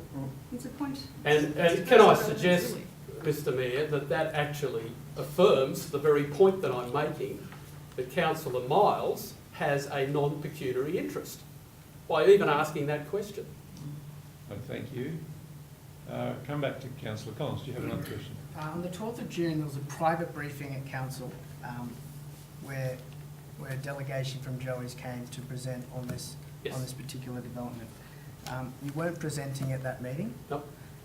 What was your role at that meeting? I was there. We have a new headmaster, and so I accompanied the new headmaster to the meeting. He was the one who spoke on behalf of the college at that meeting. I attended the meeting here at council to speak on behalf of St Joseph's College. It was on the 12th of November because on that night the headmaster had another commitment, was unable to attend. I was therefore asked to be here to represent him because the deputy headmaster was also not available. But I say, so what? If I could just clarify the question. Clarify. Sure. I know that you presented publicly here at the second meeting, but what was your role at the first private briefing with council? Why were you brought by your employer along here? I'm a member of the leadership team of St Joseph's College. Point of order relevancy again. Councillor Again, I Crass. say, so what? Councillor Craswell. I was just going to ask a point of order as well. I'm just not quite sure how either of your questioning has anything to do with the motion in front of us.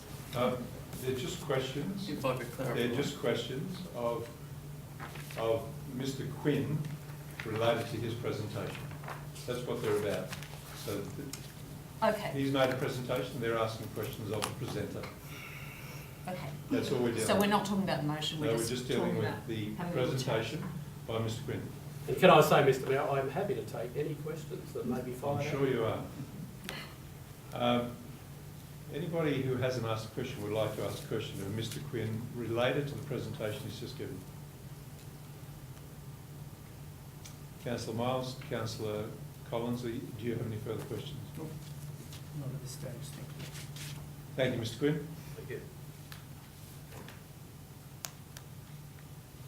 I have copies here, by the way, Mr Mayor. I know you've seen it of the letter I sent to the Honourable David Lloyd and his response, if councillors wish to see that. Yes, I'll pass please, it- if you could I'll pass it around, that would be good.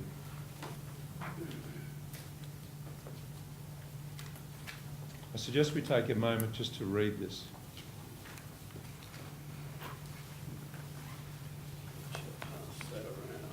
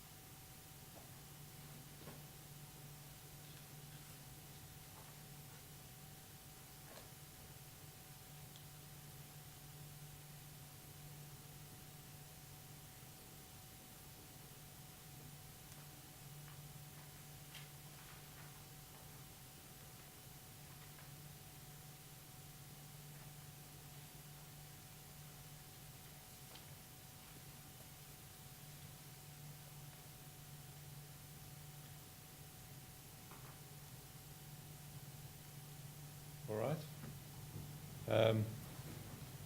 Given the advice, the question of Mr. Quinn, of Mr. Lloyd QC,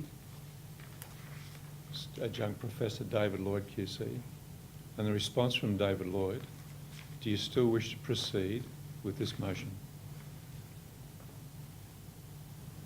Mr. Mayor, I'm happy to take the advice of Dr. Lloyd. I would, in light of this, still like to move part 2 of the recommendation, that specifically in this case, whether or not a real or perceived conflict of interest could arise. So I think that would be appropriate. All right. Can I ask a question, if I may? Well, just one moment. We've got a mover. So you're amending the motion to move just part 2. Is that correct? Okay. There's a seconder for that. Councillor Miles. Mr. Mayor, when Mr. Quinn said that he had no role in a development application that we saw him have a role in 2 separate meetings, I do think that it gives rise to perhaps asking questions of process for the Department of Planning as to what would constitute, even if it is assessed by SEP, specific to educational facilities, what the degree of influence over which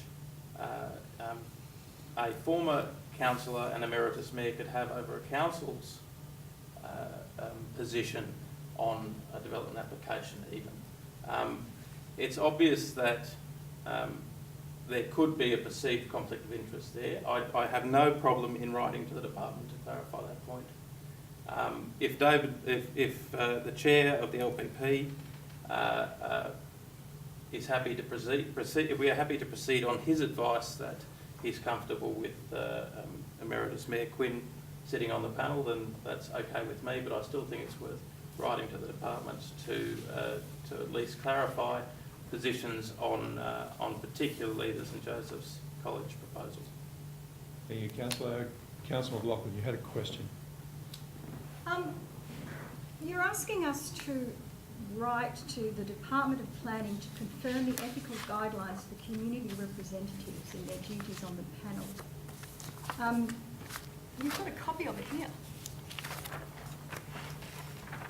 Well, your colleague has a copy of it here. I'm assuming you've had a look at it yourself.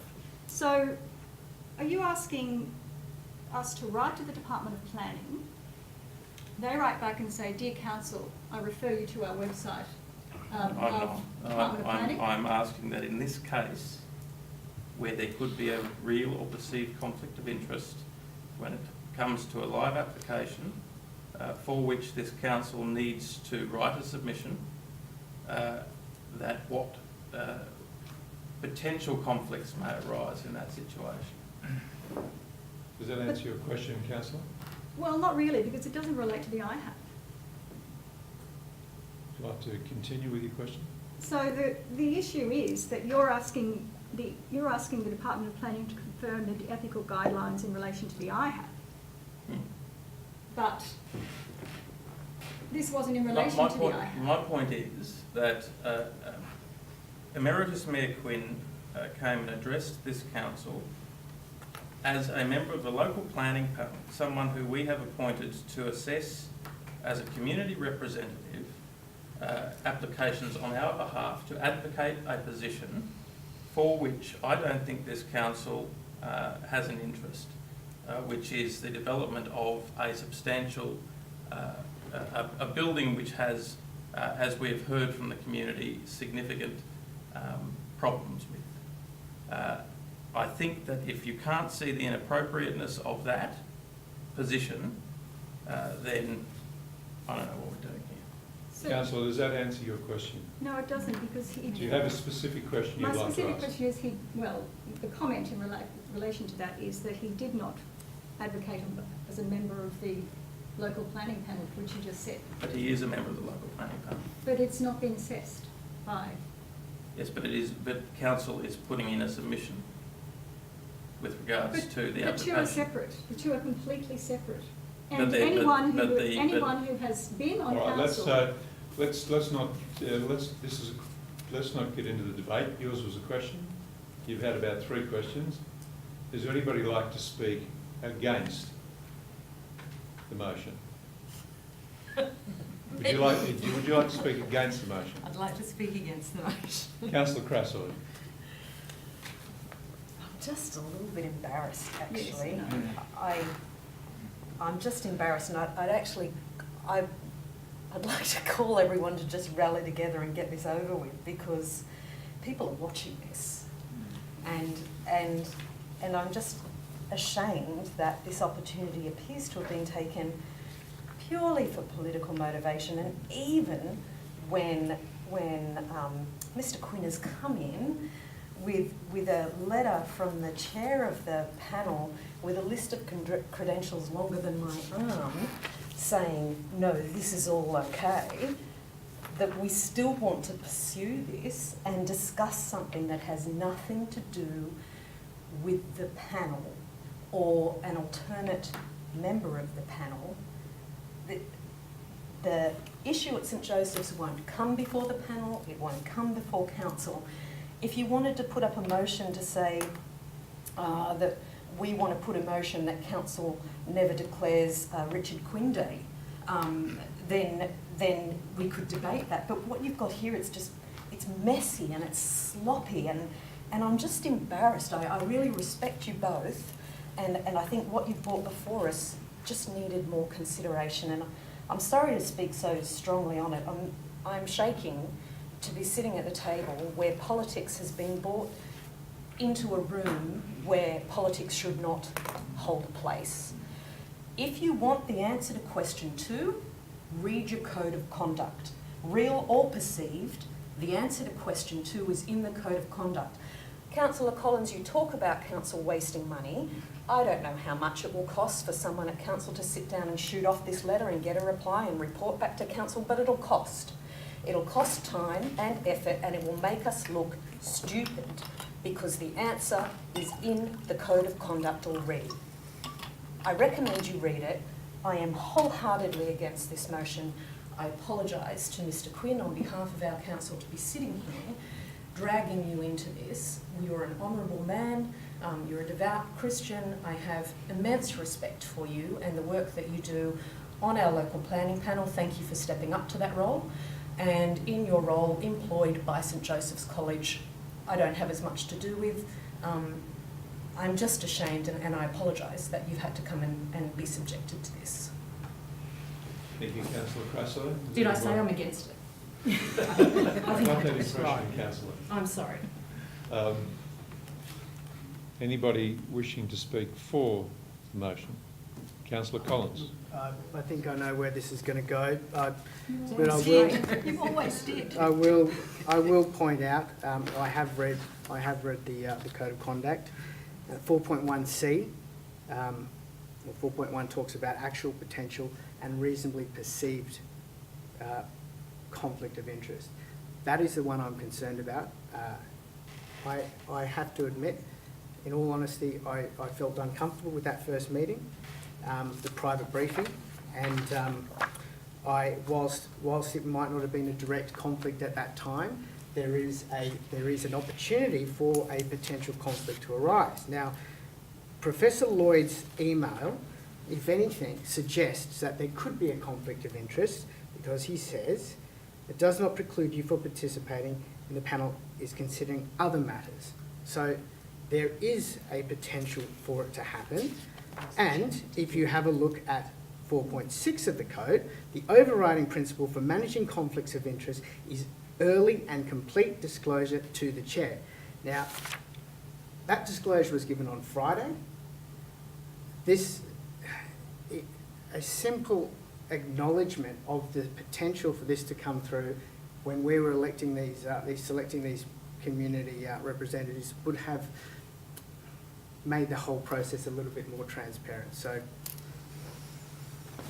Thank you, Councillor Collins. Wishing to speak against the motion, Councillor Williams. Yes.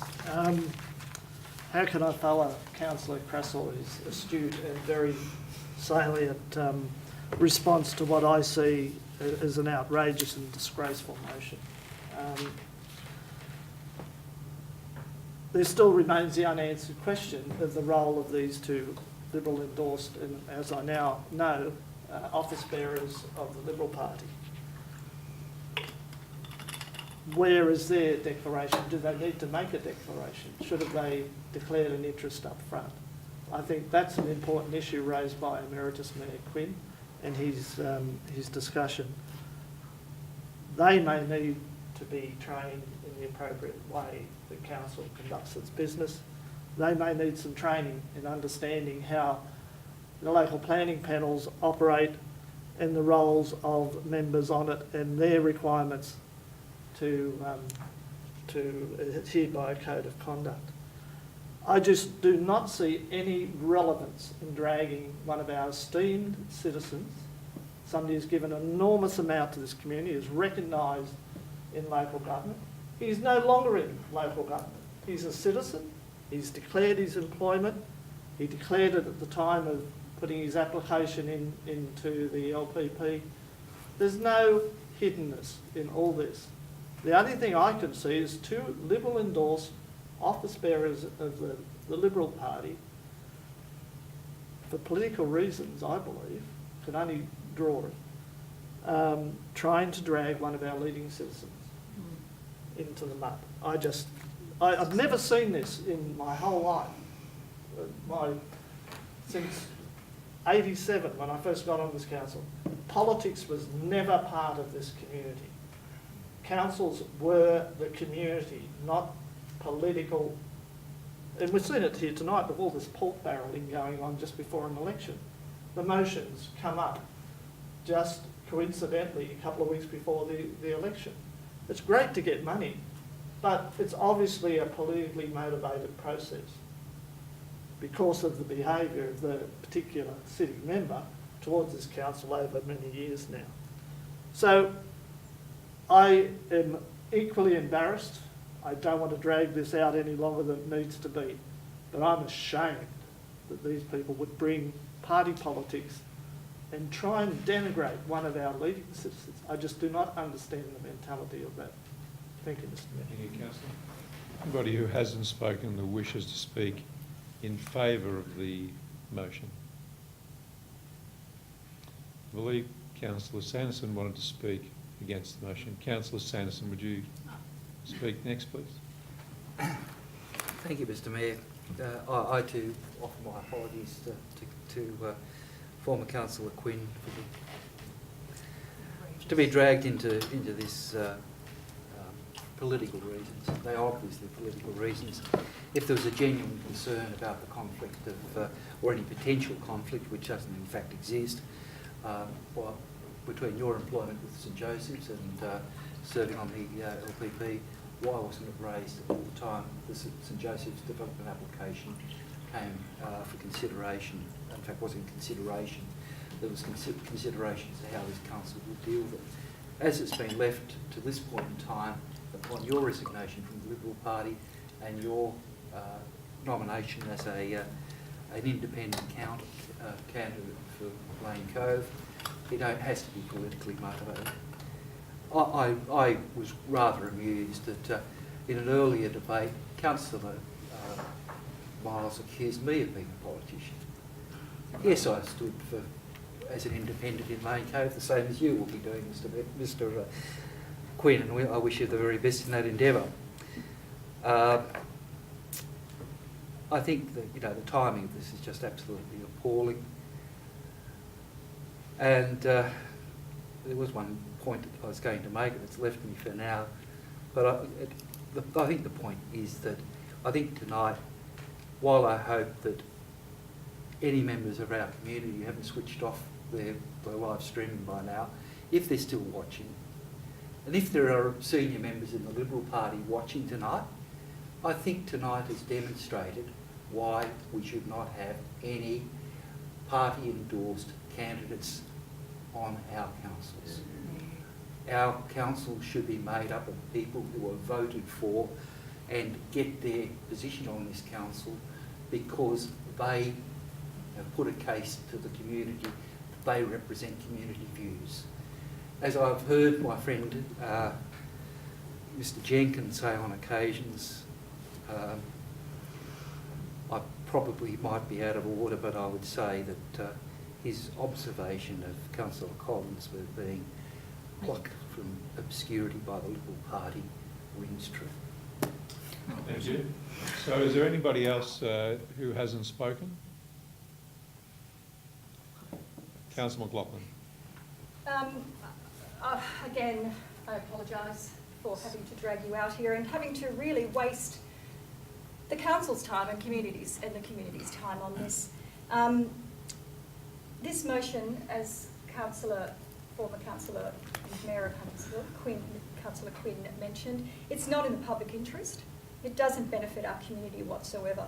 It is a complete waste of this council, the communities, Mr. Quinn's, and indeed the IHAP chair having to respond to it as well. I just wanted to point out that these types of motions are beneath us as councillors, and they are certainly unbecoming of the authors of these motions. And I just wanted to be clear on time wasting tonight. Tonight you're asking us in 3 of your motions to A, condemn a Labor opposition policy that we don't have a copy of and hasn't yet been clarified.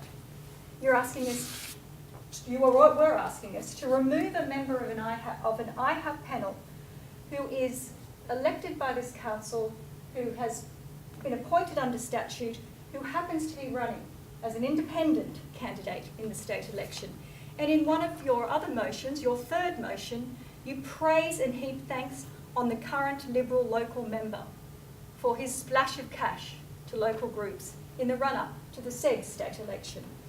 Now, I don't know about you two, but we are very busy people, and we have substantive matters tonight that are on this business paper that we need to get on with.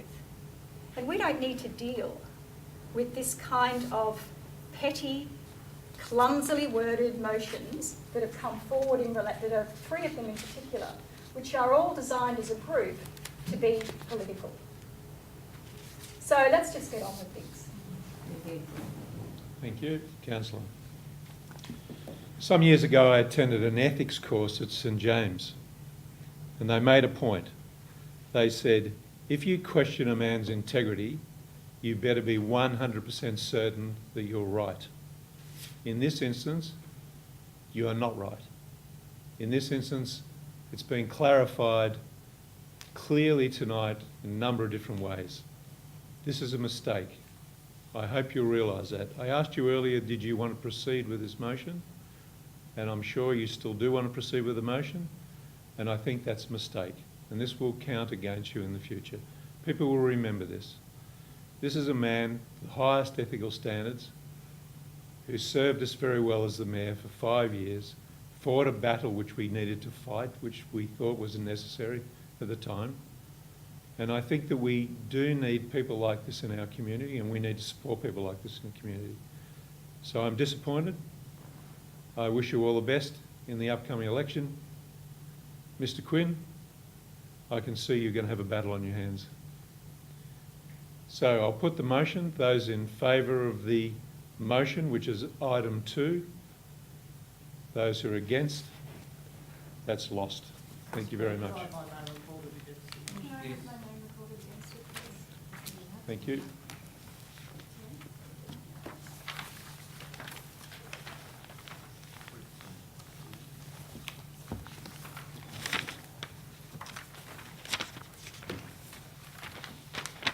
I think we move back to item 3.3.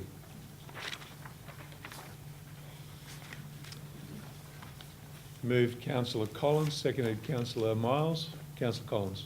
Thank you, Mr. Mayor. So this motion might seem quite broad, and it is intended to be, so I might just try and get to the point about what I'm hoping we will decide on tonight.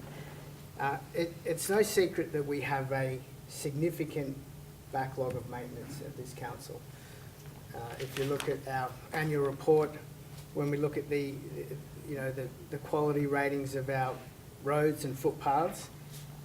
We've got 15% of our sealed roads rated as poor, and 20% of footpaths is rated as poor or very poor. And I mean, if we were to compare that to, say, Lane Cove, their footpaths, only 1% rated as poor. Their road services, none of them are poor or very poor. So we have a significant amount of capital works that we need to do to bring our infrastructure assets up to standard.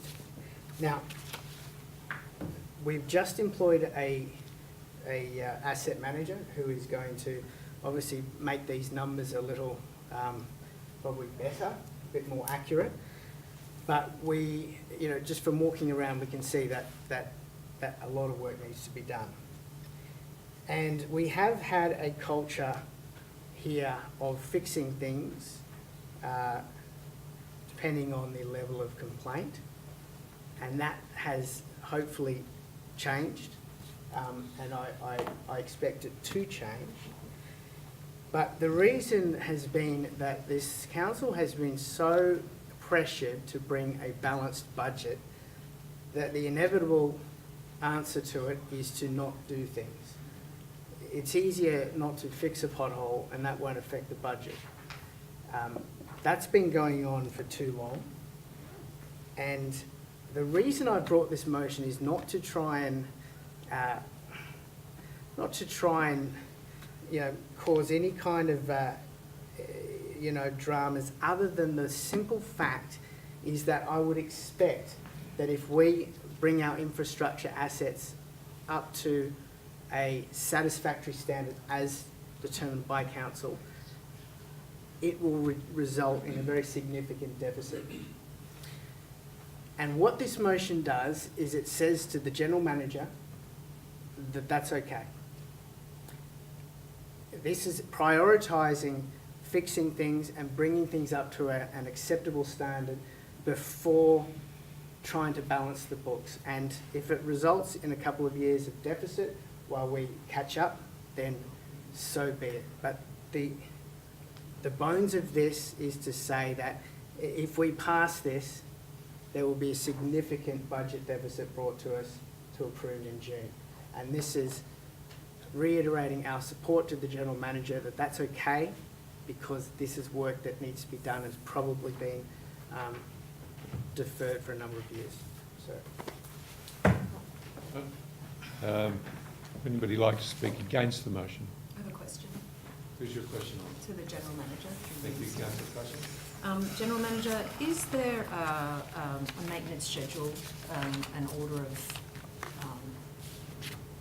priority for fixing our roads and our footpaths? Through you, Mayor, there is an asset renewal program. As Councillor Collins stated, Council's just recently employed an asset engineer, and part of his work is to review the asset listing and the program of works. And as part of that, that's incorporated into the asset management plan and the long-term financial plan. If council is of a mind, we could bring that back in April rather than March, if this motion is supported, where we can provide further detail of that program. But you're right, Councillor Crasso, we already have a program, but the asset manager or asset engineer is currently reviewing that program. That answer your question? It does. All right. I'd like to speak against. Councillor Crasso. Please help me with the procedure here. I'd actually like to defer this motion to give our new asset manager time to get on top of this. I do agree that in passing a motion, it gives council our mandate for you to be able to perhaps over budget to deliver. But I think it's a little preemptive to do it when the asset manager is so new, and it puts them under, I think, too much pressure while they get their head around what we already have in place and how to deliver it and what that budget might look like. I think we can make better decisions down the track. So you're moving to defer this motion I am. to a I'll later second time. that motion. Seconded by Councillor McLaughlin. Would you like to speak further on? Oops, I just did. So- Is anybody wishing to speak against the deferral? Councillor Williams. Yes, Mr Mayor. Talk about time wasting. This is yet another example of wasting council's time and effort. And I'm not talking about deferring it. We could defer it, but it's just deferring the inevitable. The motion is fundamentally flawed because it doesn't understand council process. As the General Manager says, we assess our risk, we assess our assets, and we've now taken on a full-time person to do that. So we'll get much better data, much more accurate data for us to make decisions on. We do have a register, we do have a list, and each year when we budget, we go through that list and make priority decisions on what needs to be done as either priority catch-up or is it just part of our rolling program. So we do have a very reasonable and sound system for managing our assets, managing our infrastructure.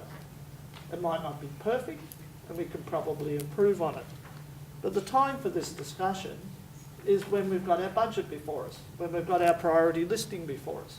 We can go through and waste council's time, staff's time, working on a motion or some grand scheme of a better world where everything can be done at once.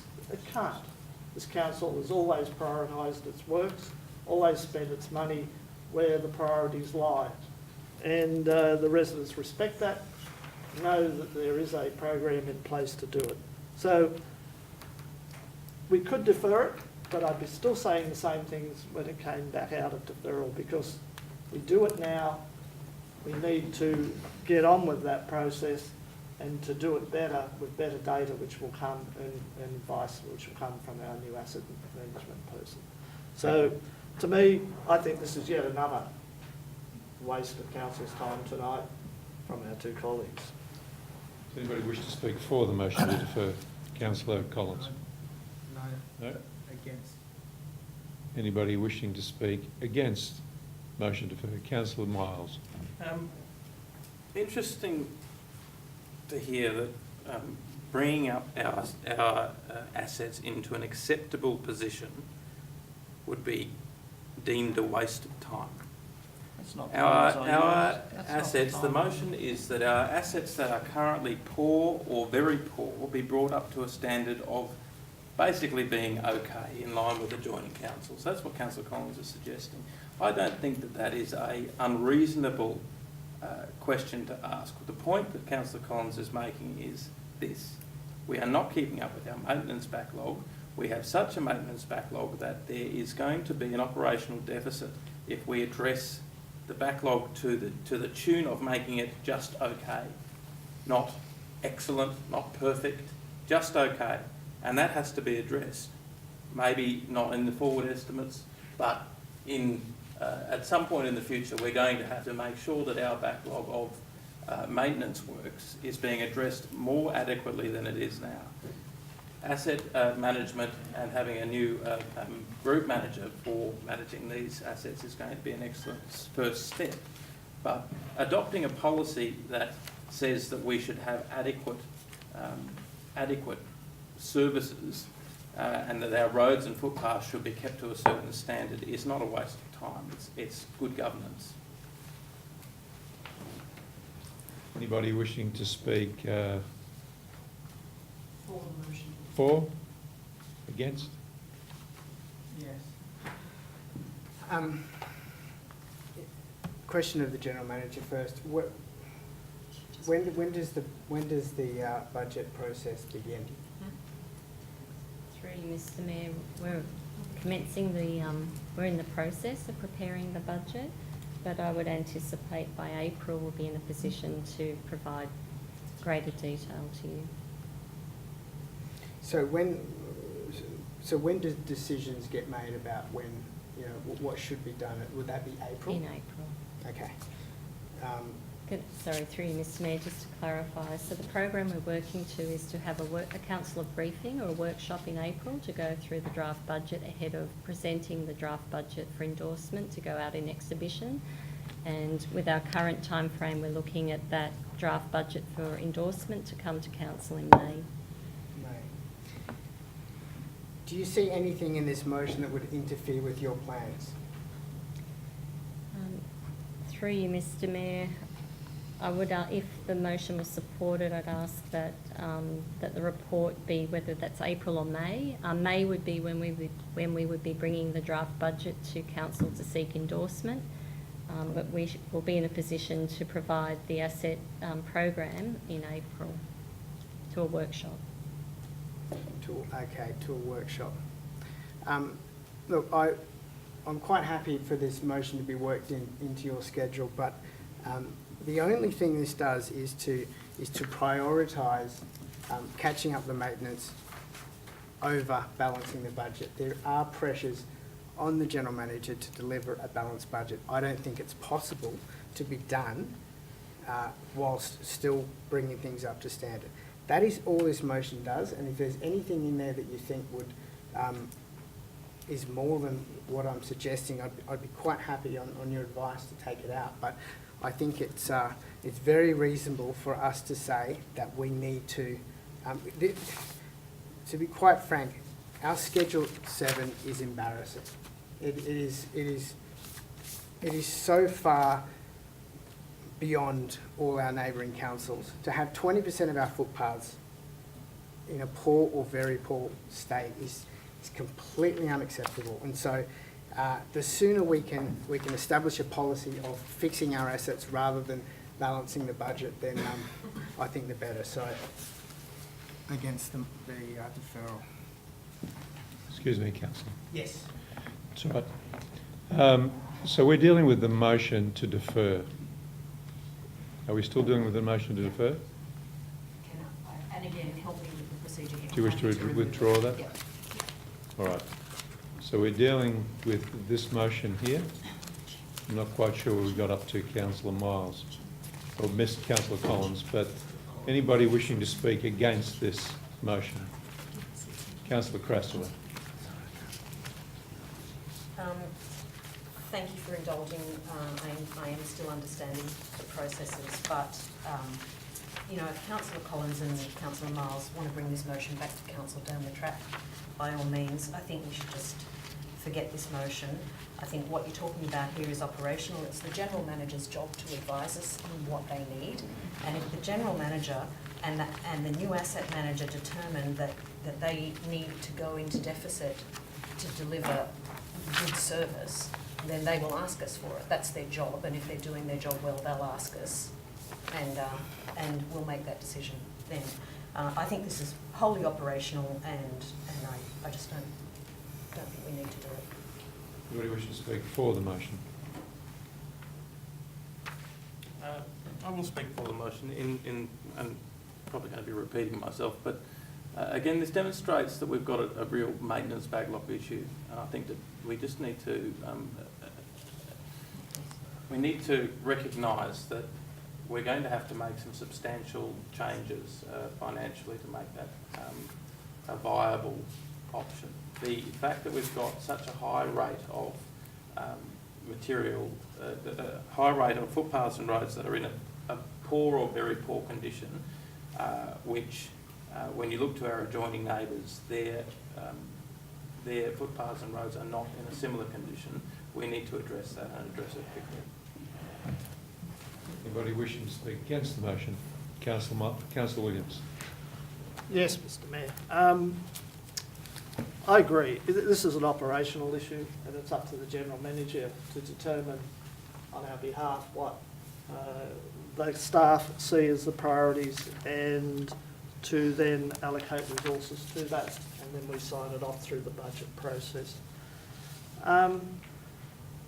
If the figures and statements made around the table were coming from Councillor Sanderson, I'd probably accept them.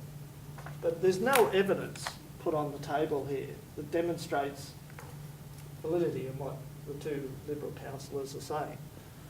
you don't just rush in and make a bland statement that we're going to be we're going to be asset or infrastructure sound on. I would like to see the basis for those councils that so-called have impeccable records with infrastructure. I would be surprised if it wasn't a problem right across local government because of the ongoing and incessant attempts by this state government to remove funding from councils. And we've talked about it on many occasions. You go through rate pegging, you go through a whole range of cost shifting, this new planning regime where we're incurring costs we can't recover, etc. There's just an endless barrage that councils are facing in making ends meet. It is not unique to us. And to say that it is, I don't have the evidence, or do I believe that to be valid assumptions. Council does determine in the best interests of our community what needs to be done and what gets to be done in a financially responsible way.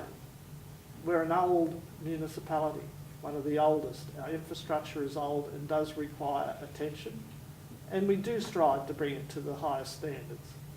And I think anybody that says that the people around this table and the staff of council aren't working hard to do that, then and aren't aware of the needs of meeting their obligations, I think are misguided. So we have again wasted an enormous amount of time about a motion that really is operational, that really is something that council does in its procedural process of assessing its maintenance and infrastructure schedule and allocating resources to it through its budgetary process. I would much rather see that go through that process than to have some arbitrary cap on or arbitrary requirement on the general manager to do something that is probably unreasonable. All right. Anybody hasn't spoken wishing to speak for the motion? Against the motion?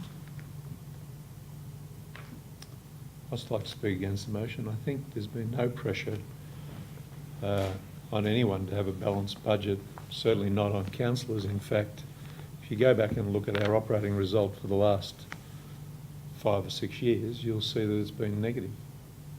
So we haven't been trying to balance our budget every year. In fact, we spent a lot of money doing things that the community needed at our great peril. If we continue to spend a great deal of money, it will be at our peril again. We won't meet the Fit for the Future calculations. It'll line us up for an amalgamation by either the red group or the blue group.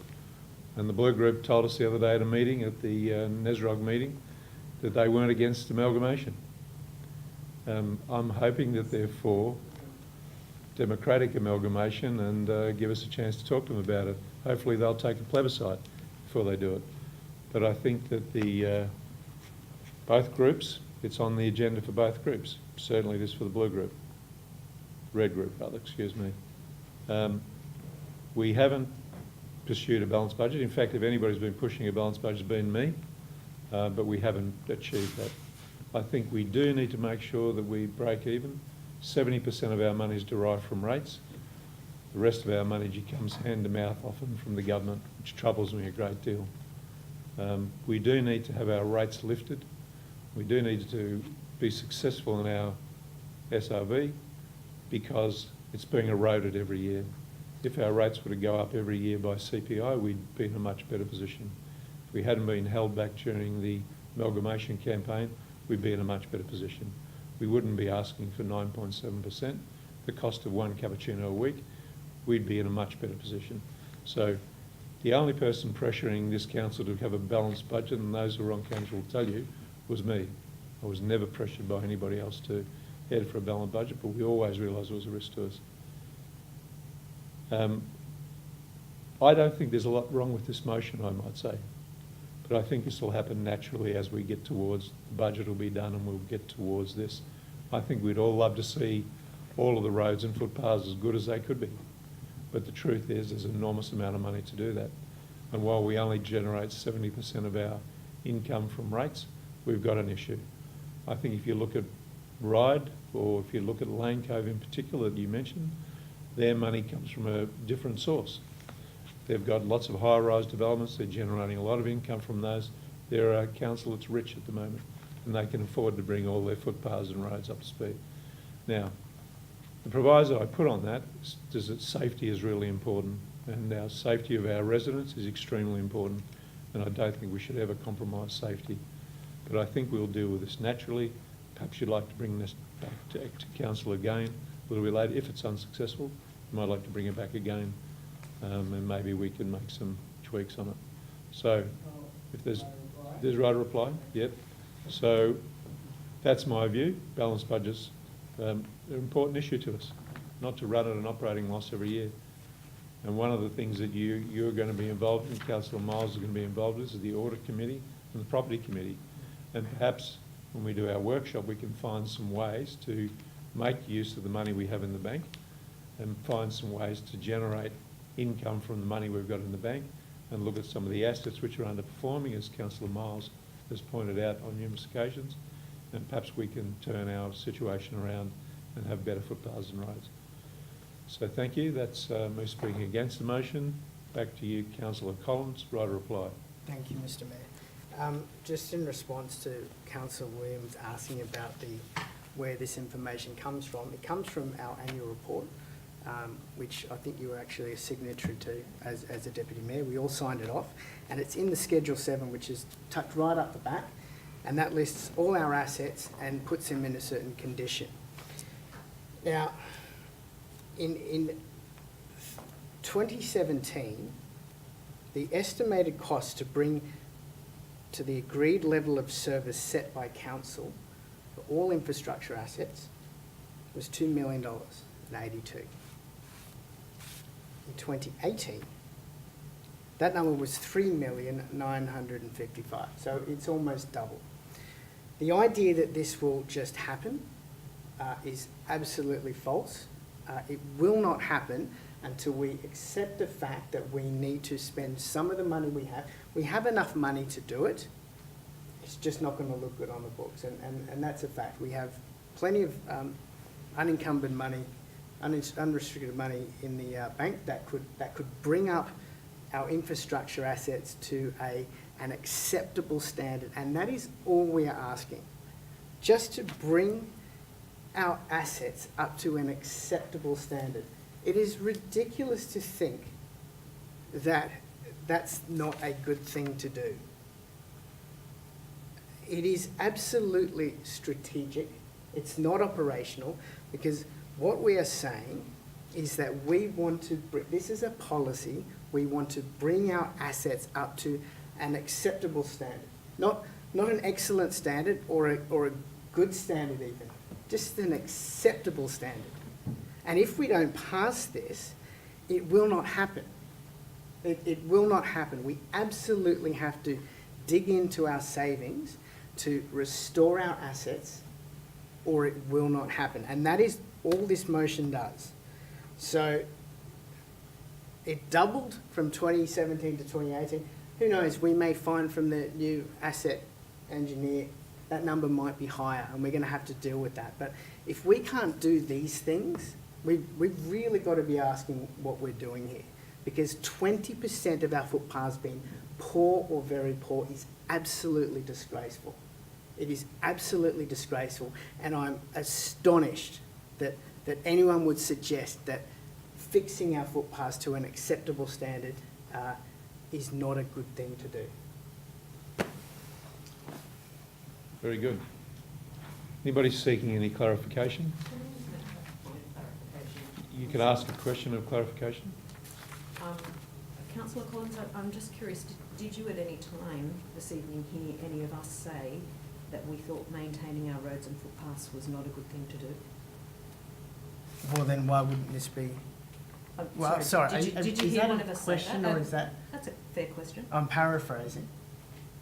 I think the question was, did you hear anybody say that that's not a good thing to do? Perhaps I should suggest that that anyone would suggest that it is not a priority, and I will be paraphrasing there. I don't understand that. But quite frankly, I mean, if you don't support bringing our assets up to an acceptable standard, then perhaps I am suggesting you don't think it's a good thing to do, because I certainly do. All right. I think we'll leave it at that. I'm going to put the motion as it's stated in the paper. Those in favour? Against? That's lost. Councillor Sanderson, did you have a comment you'd like to make? No, I was just going to ask a question, but it's All too right. late now. 3.4. Notice of motion to investigate CCTV options. Councillor Miles, seconded Councillor Collins. Councillor Miles.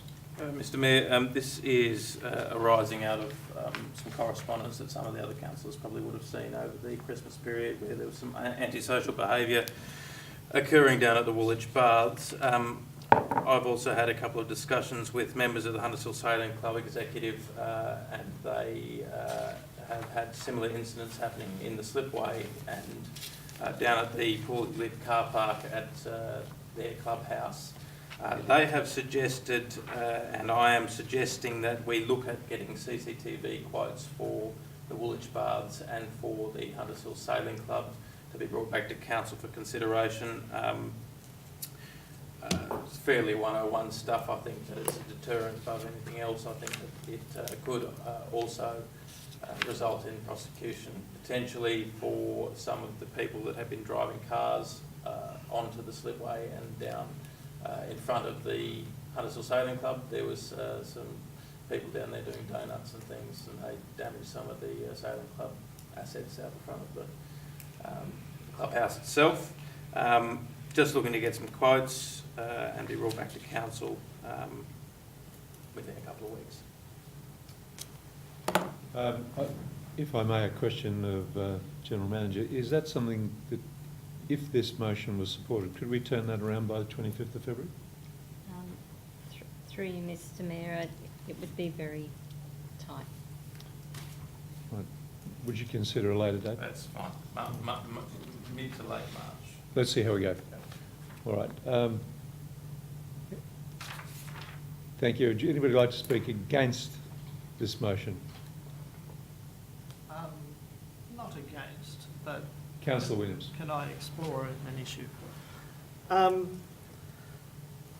What is council's policy and process with this? Because I'd be interested in the equity aspect. If we put CCTV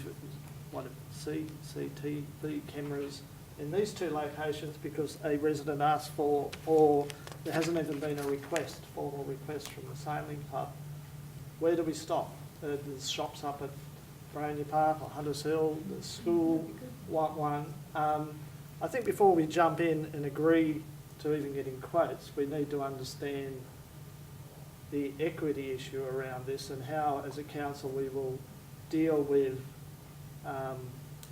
requests by residents or concerns by council to install this camera system. Because there's not only the installation, who's going to monitor them, who's going to maintain them. So it is a significant, who's going to act on anything that's found on them. None of those issues are in this motion. But more importantly, we need to have an understanding of what triggers us to put one of these things in. A donut once a week, somebody being followed. Where do we settle on agreeing to these things? I don't think it can just be willy-nilly. We have to have a policy and framework to make decisions, because there will be many more. Councillor Williams, I think I'd like to refer your query to the General Manager, because we are about to embark on a community safety audit. So, General Manager.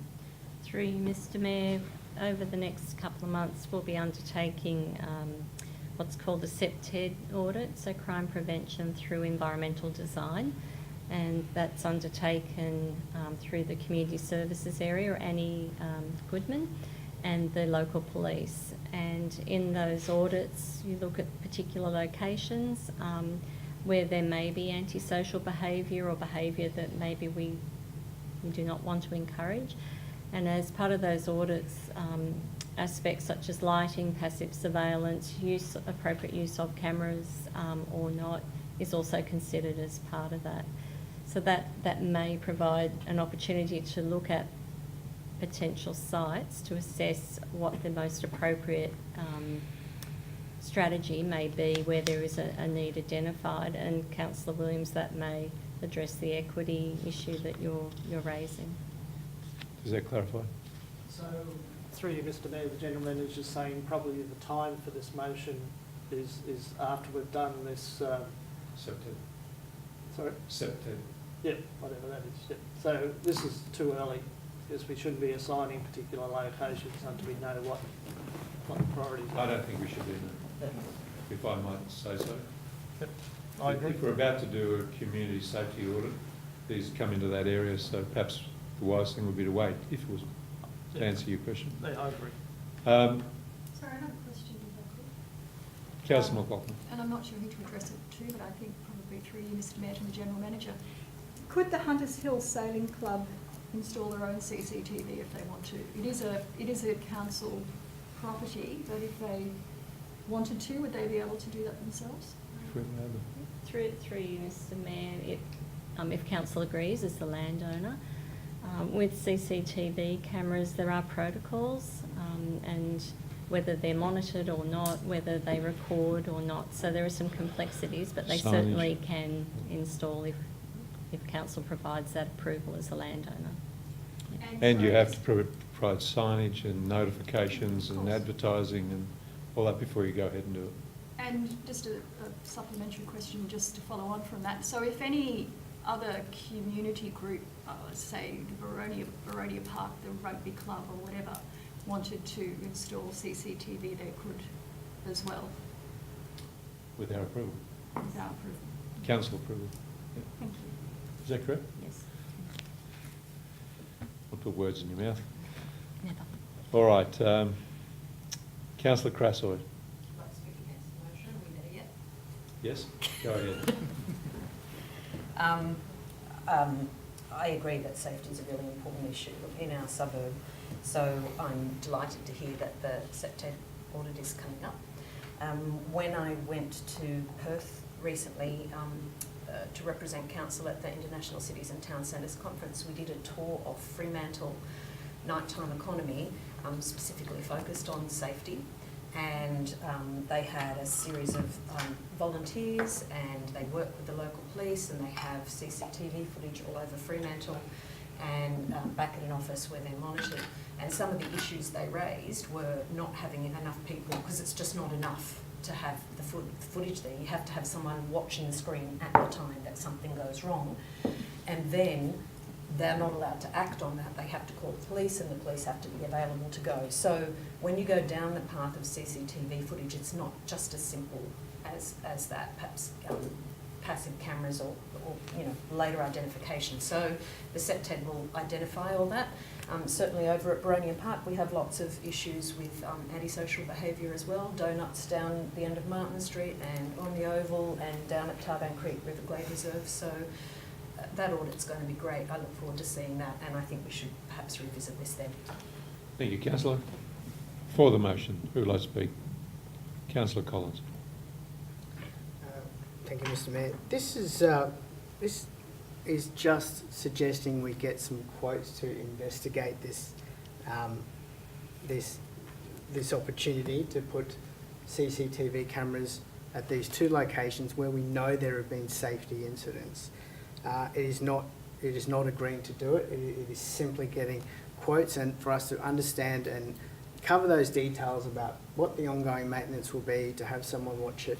I understand that these people monitoring are watching many screens, not just the one, so you don't have to have a full-time staff member on one screen.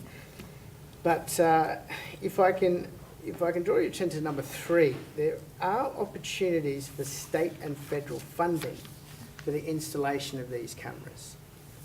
I would recommend that we sort of get onto that before the safety audit, because if there's an opportunity now that might not be there when the safety audit is completed, which is, do you have a rough idea when that will be completed? 3 years. Mayor, it'll be in a couple of months. I need to confirm the time frame, the dates. So, you know, this is, we've all been CC'd on the complaints down at Woolwich Baths. There have been, and, you know, some incidents, antisocial behaviour. It is a very, very secluded place, and I think that at the very least, when we have residents complaining about antisocial behaviour down at Woolwich Baths, for us to just get some quotes about CCTV is not jumping the gun, okay? I mean, for our response to somebody complaining about antisocial behaviour, to say that we're not even going to look at a quote for CCTV until we've done a safety audit, which, if I can preempt the findings of a safety audit, which I don't know if it's my position to do so, but it might find that there is a safety issue down there. And I certainly wouldn't want to sort of preempt that, but if I can skip ahead and suggest that it is a safety issue, the safety audit will come back and it will suggest, I imagine, that there is a safety issue down there. So why don't we just get on with it and just look into it? This is not agreeing to it, it is just a quote. We've just got to stop kicking the can down the road on everything we do. So, In that case, can I propose an amendment? I've just got a query. I guess one of the things that I'm sort of struggling with is how many cameras, what type of cameras? Are they fixed cameras? Are they movable cameras? Do they have recording mechanisms? Do we have to house the recording mechanisms? Do we gather a week's data at a time and review it at the end of a week? Who looks at it? Do we transmit the data away from the site? So just as a quick, I've had a little bit to do with that sort of thing. Yep. So I think about those sort of questions and I think, what would we ask for quotes for, and how much have you got in your mind that we should ask for a grant for? Are we talking $20,000, $100,000? not 100. Just give me a rough idea. Can It you would answer be, those I questions? would imagine we'd be talking 5 to 10 per, 5 to per 10,000. installation. That's what I would Okay. thought. I would imagine if it would assist Mr Mayor that the quotes would inform the sort of monies that we'd be suggesting Yeah. to the state government or the federal government that Yeah. we would be applying for. But I'm not sure that we know what we want, but that's what I'm trying to say. If I can perhaps answer that question. Sure. I would imagine that if we were to get quotes for Woolwich, say Woolwich Baths, we would, the person giving the quote might have some Give us some suggestions advice. about Yep, it's a good suggestion. 3 or 4 cameras. Let's just get the conversation happening. That's all it is. That's a good suggestion. Councillor Crossley, Can I propose an amendment then? you can? Thank you. Because I know Councillor Collins is always money conscious, so in the interests of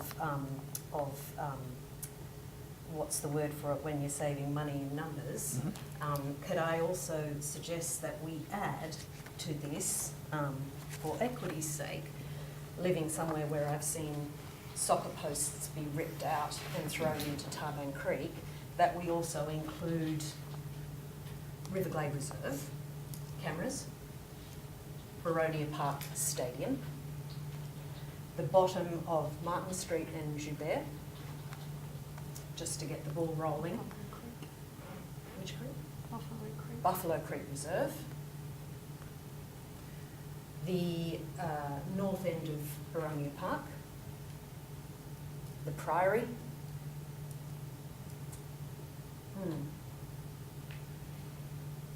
Now Bedlam Bay. Or perhaps we should just do a safety audit. But that's my amendment. I think I heard it, but could you help me? So, Hang on, do I have a seconder before we what are you proposing, please? Are you proposing that we wait till the safety audit is completed? Well, no, that is what I already proposed. If we want to defer the motion, fine. But if this motion's going to go ahead, Councillor Collins, you are the one who always says we need to be more savvy with our finances. It would be irresponsible to the residents over at Baronia Park and Riverglade Reserve and everywhere else in Hunters Hill to say, we understand that down the track we're doing a safety audit, but for now we're just going to prioritise Woolwich bars because Woolwich is more important than all of your other concerns, because I've had an email about it. So that must mean it's more important. That's just my point. So all I'm saying is if we don't want to say that to all of our residents, then actually what we need to do is include in this quote for something that a safety audit hasn't told us we need yet, every other area in Hunters Hill that could be at risk of antisocial behaviour. All right, so your motion is Actually- that we, An amendment, do we include all other areas of Hunters Hill? Absolutely. Is that it? yes. Call that a safety audit if you like. Now, do you want And to... a time waster. Now, what's happened here is we've And a money listed waster. Riverglade Reserve, Boronia Park, Buffalo Creek, bottom of Martin and Joubert Streets, Yeah. north end of Boronia Park. Now, is that what you want to say, the Priory in Bedlam Bay? Oh, and across the front of Hunters Hill High School. Oh, yeah. Absolutely. Yeah. I'm sorry, but like equity is, if that's the thing, or we just wait for the safety audit and get it right. Yeah, we just defer this on safety. So, is this the amendment you wish to move, Yes. with just these listed? No, I just think like we do a safety audit, but you know, with for want of that, yes, that's. All right, is there a seconder for this We get Betty amendment? Bay, Is there a seconder for this amendment? Baron's president. Unfortunately, councillor Crosso, that lapses for Oh, lack okay. of a seconder. So, But I hope it highlights. Well, it's got a seconder. No, I'm not seconding. That's already No. passed. Pay attention. all right, so who would like to speak against the motion? I'd like to Councillor move an Williams. amendment, Mr. Mayor. Amendment to the motion, councillor Williams. We've wasted too much time on this, Mr. Mayor, tonight, along with many other motions. I'd move that the matter be deferred until the safety audit is conducted. 100%. Is there a seconder for that? Yes. Councillor Crasso. Councillor Williams. Mr. Mayor, I don't want to waste our time. Seriously. All right. Anybody wishing to speak against? Councillor Collins. Look, I have no problems with looking at putting cameras in those places.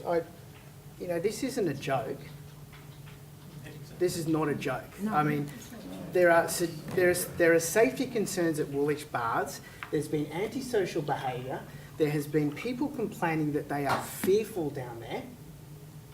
And for this to become some kind of a joke and turn this into a circus is disrespectful to everyone that's complained about this. I actually thought you were serious about having all those places, and I would have no problem with including all those places to look at it. I haven't Waste of heard. money. I haven't heard. Well, to be honest, to install these cameras at both of these locations will probably cost less than Councillor Sanderson's motion number 3.2, which will actually do nothing but replicate work. But anyway, I digress. It is not a joke. It is serious, and we are simply looking into the possibility of improving the safety of our residents. And if you want to bring something forward about putting it at Boronia Park or some other street, I would absolutely entertain that idea, because I think safety should be paramount. And this is, yeah, unacceptable. Anybody wishing to speak against the motion? Against this? Against this? Yes, I'm speaking. No, we've dealt with it. We've dealt with the amendment. Yes, I'm speaking against the amendment. I actually support this motion. So let's, no, hang on a moment. I support Hang the on a original No, motion. didn't I move a motion? An amendment. Yeah. No, Councillor Williams has moved that we put this on hold until after the SEPTED's finished. That's right. So, And I'm going to speak For. against for, the amendment deferring this motion. you're right, I councillor actually agree with the original motion.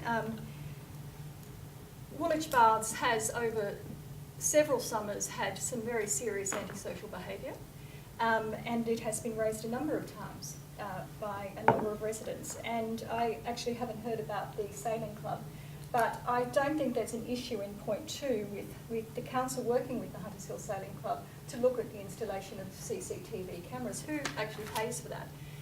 We'll come back at some point and we'll find out. we saw earlier tonight we had a speaker in relation to Alex and Ferry Street, and there we passed a motion where we agreed to do something in an isolated way. So I don't see that obtaining some quotes for the installation of some CCTV cameras at Woolwich Baths can be a bad thing.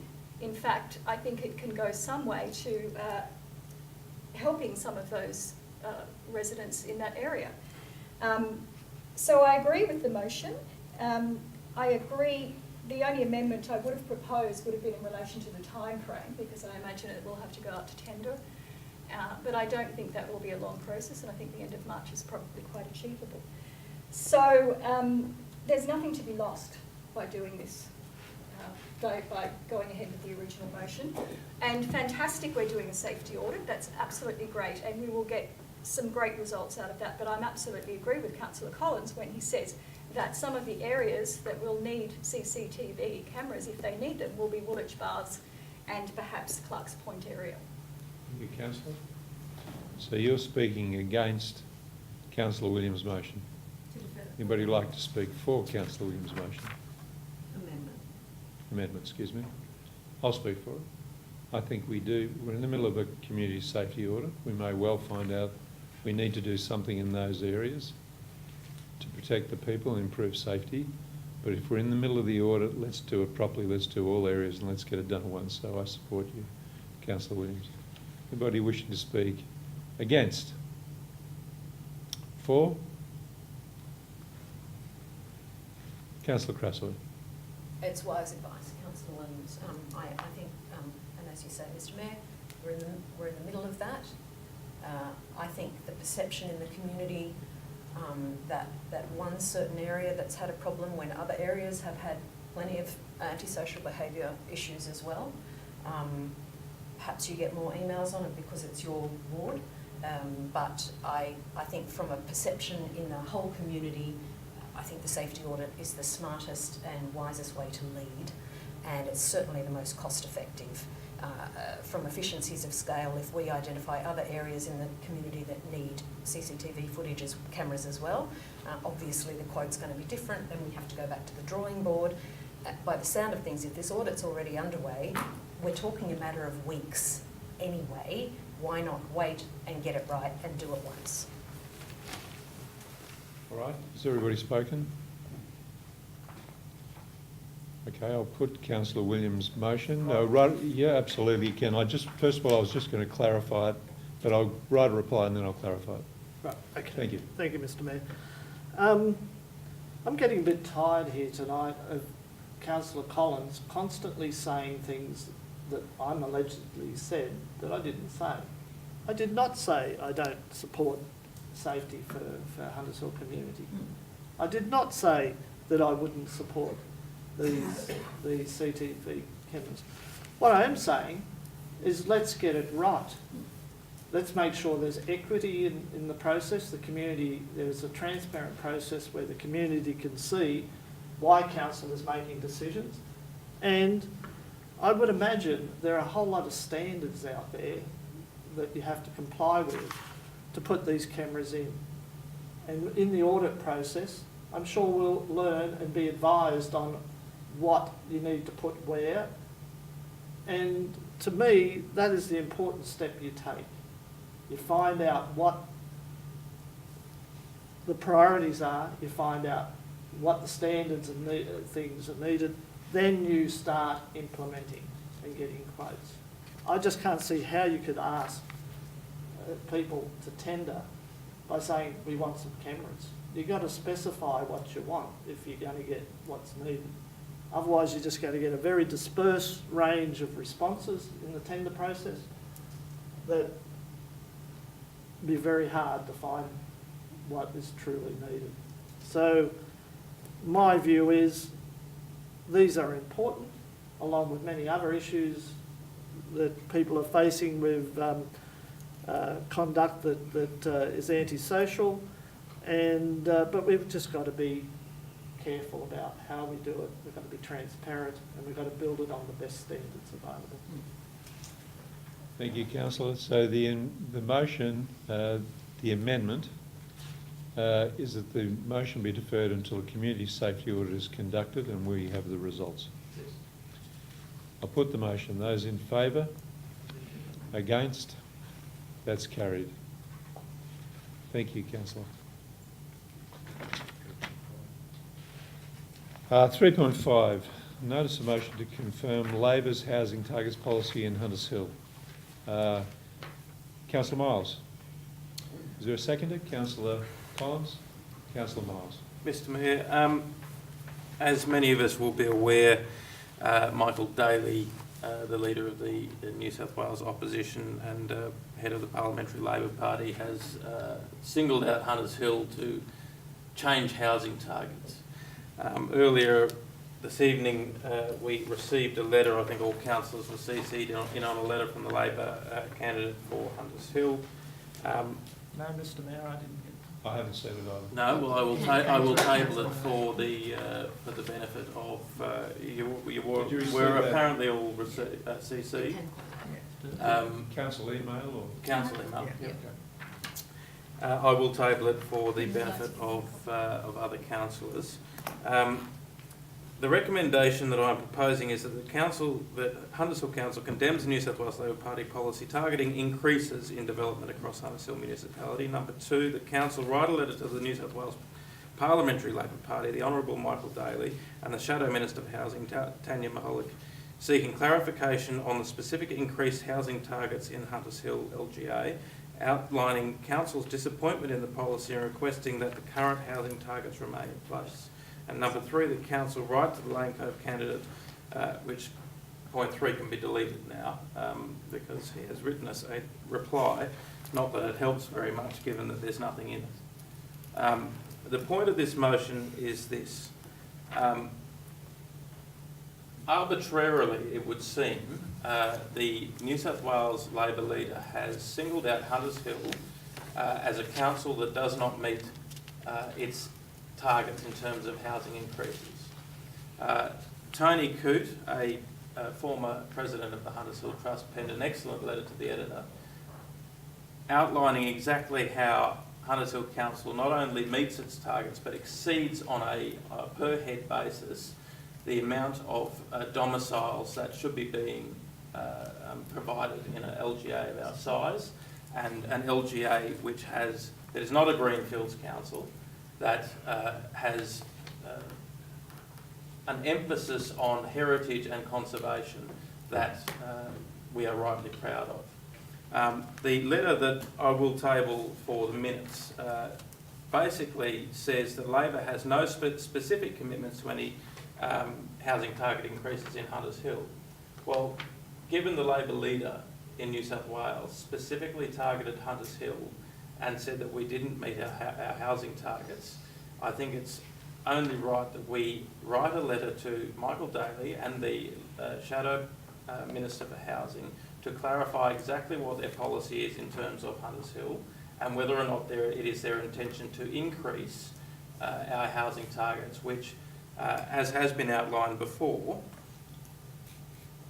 is something that we exceed on a per head basis compared to other councils around the state. Just a quick question. Is there actually a policy? I checked the website. I couldn't find a policy anywhere on it. That's what I'm asking for. The New South Wales, the leader of the New South Wales Parliamentary Labor Party and the Shadow Minister are seeking clarification on the specific increased housing targets. That was just point 1 I was querying.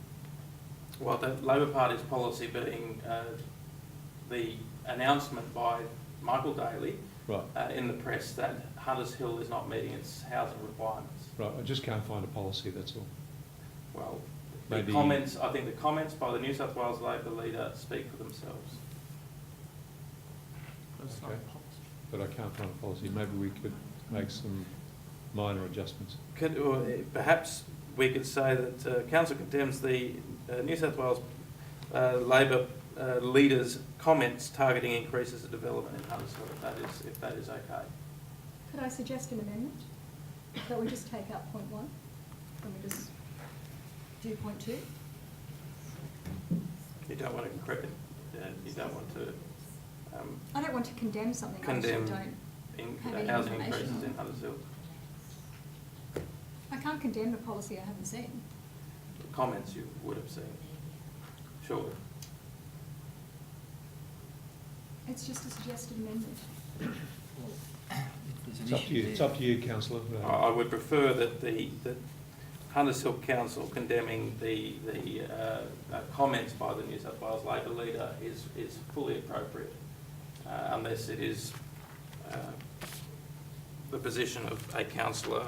I'm not suggesting Councillor McLaughlin, because I know that she feels strongly about it, but to increase targets, I don't think that there's any other way of wording it. Okay, thank you, councillor. I will table that for the benefit of the... Yeah, could we just have a moment to have a quick look at it? We haven't seen it.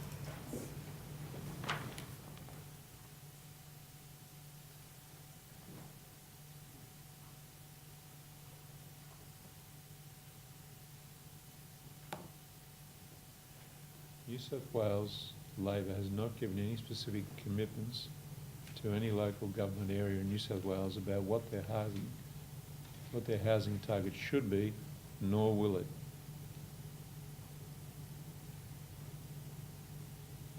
Wouldn't give any specific commitments.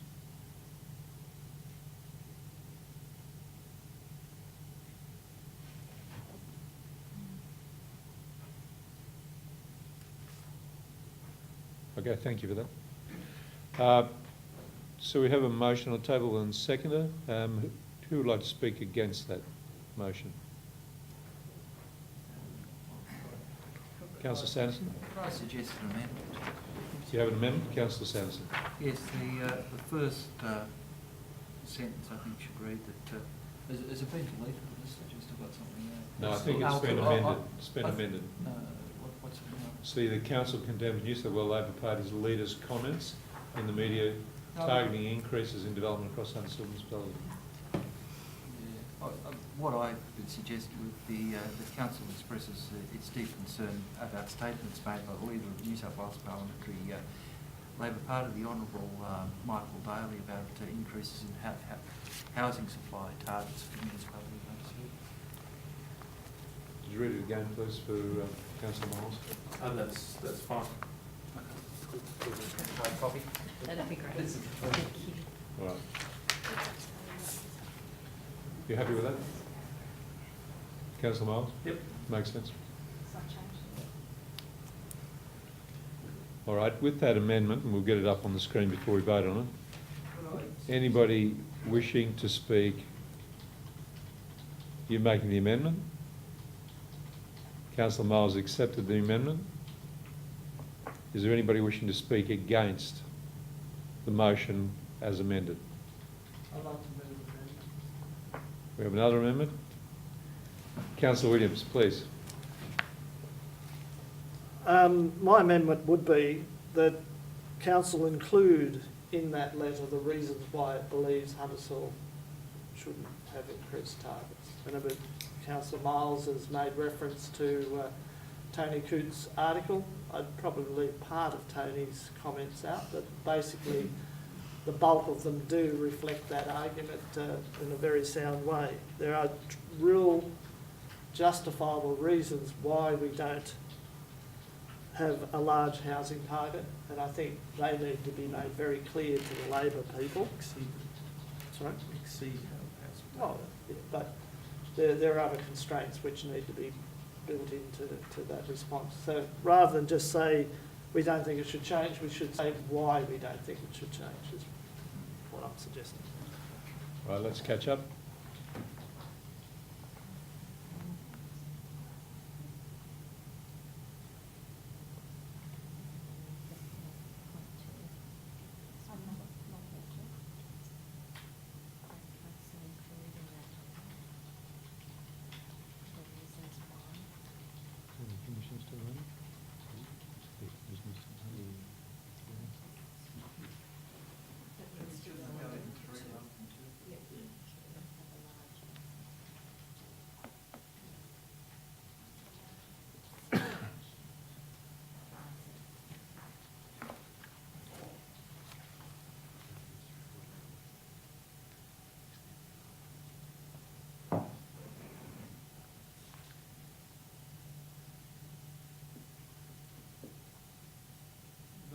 less than number 2, or is that quite number 3? I think that needs to come down. It needs to be part of number 3, that line. So it's all one. Councillor Williams, what would you like to change? No, You happy with it? very Is well sorted there. okay. Is that right? All right. So Councillor Miles, Yes. you happy with that? You accept that into the original motion? Yes. Very good. Hasn't been put in the right spot. Yeah. Sorry. Sorry, point 2 now needs to be below Underneath point point 3. 3. Oh, sorry. Yeah. That's the letter it's referring to.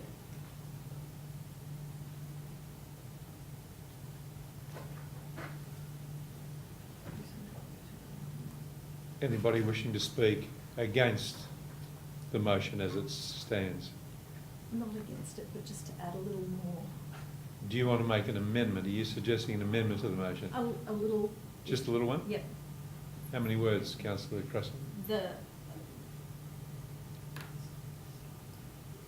So just with the part about council, including in the letter the reasons why Hunters Hill Council should not have a larger housing target, that also be sent to our Liberal member.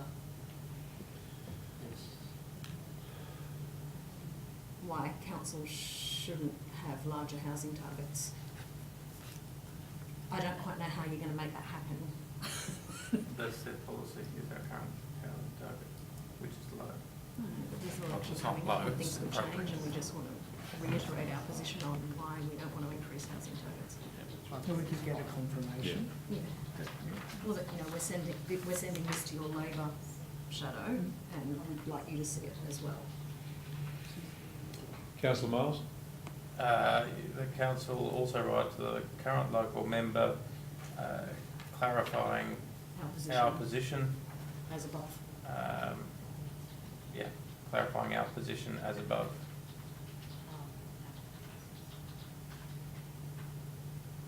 As As a above. point 3.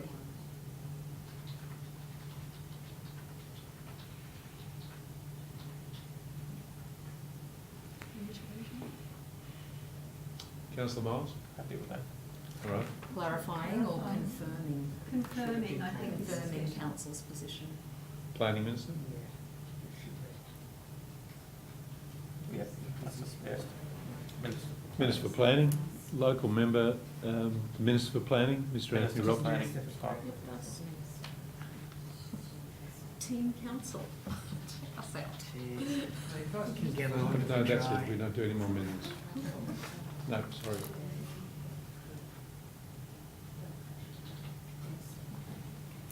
Councillor Sanderson. Yes, Mr Mayor, it's already on the table. I had another paragraph that could probably be inserted at... Can you read the paragraph to us? Yeah, it's probably inserted in 3, and that is that the letter recommends that our current housing targets remain in place or be reduced given the constraints on development in the Hunters Hill. You pass that up? It's already there, so Oh, that's you've the got bottom sentence of that one I've already passed up.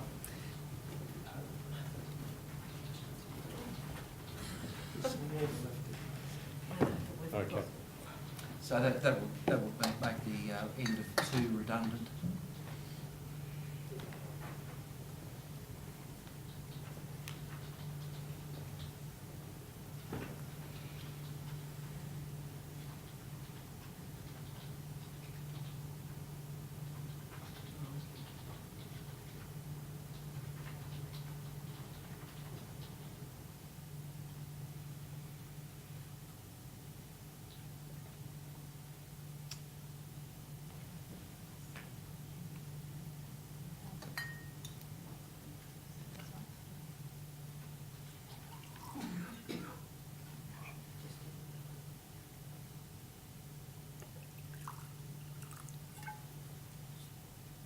So what you had in mind, Councillor? I thought it would have been better going in 4, I said insert as 3, so put it under 2 and then delete the last phrasal out of 2. Because we've repeated it that way, it's just that I've introduced the prospect of the being reduced.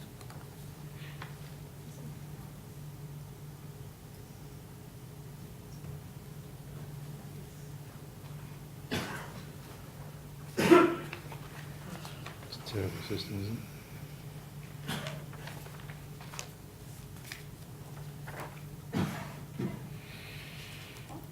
And then the last phrase of 3 or 2 is redundant.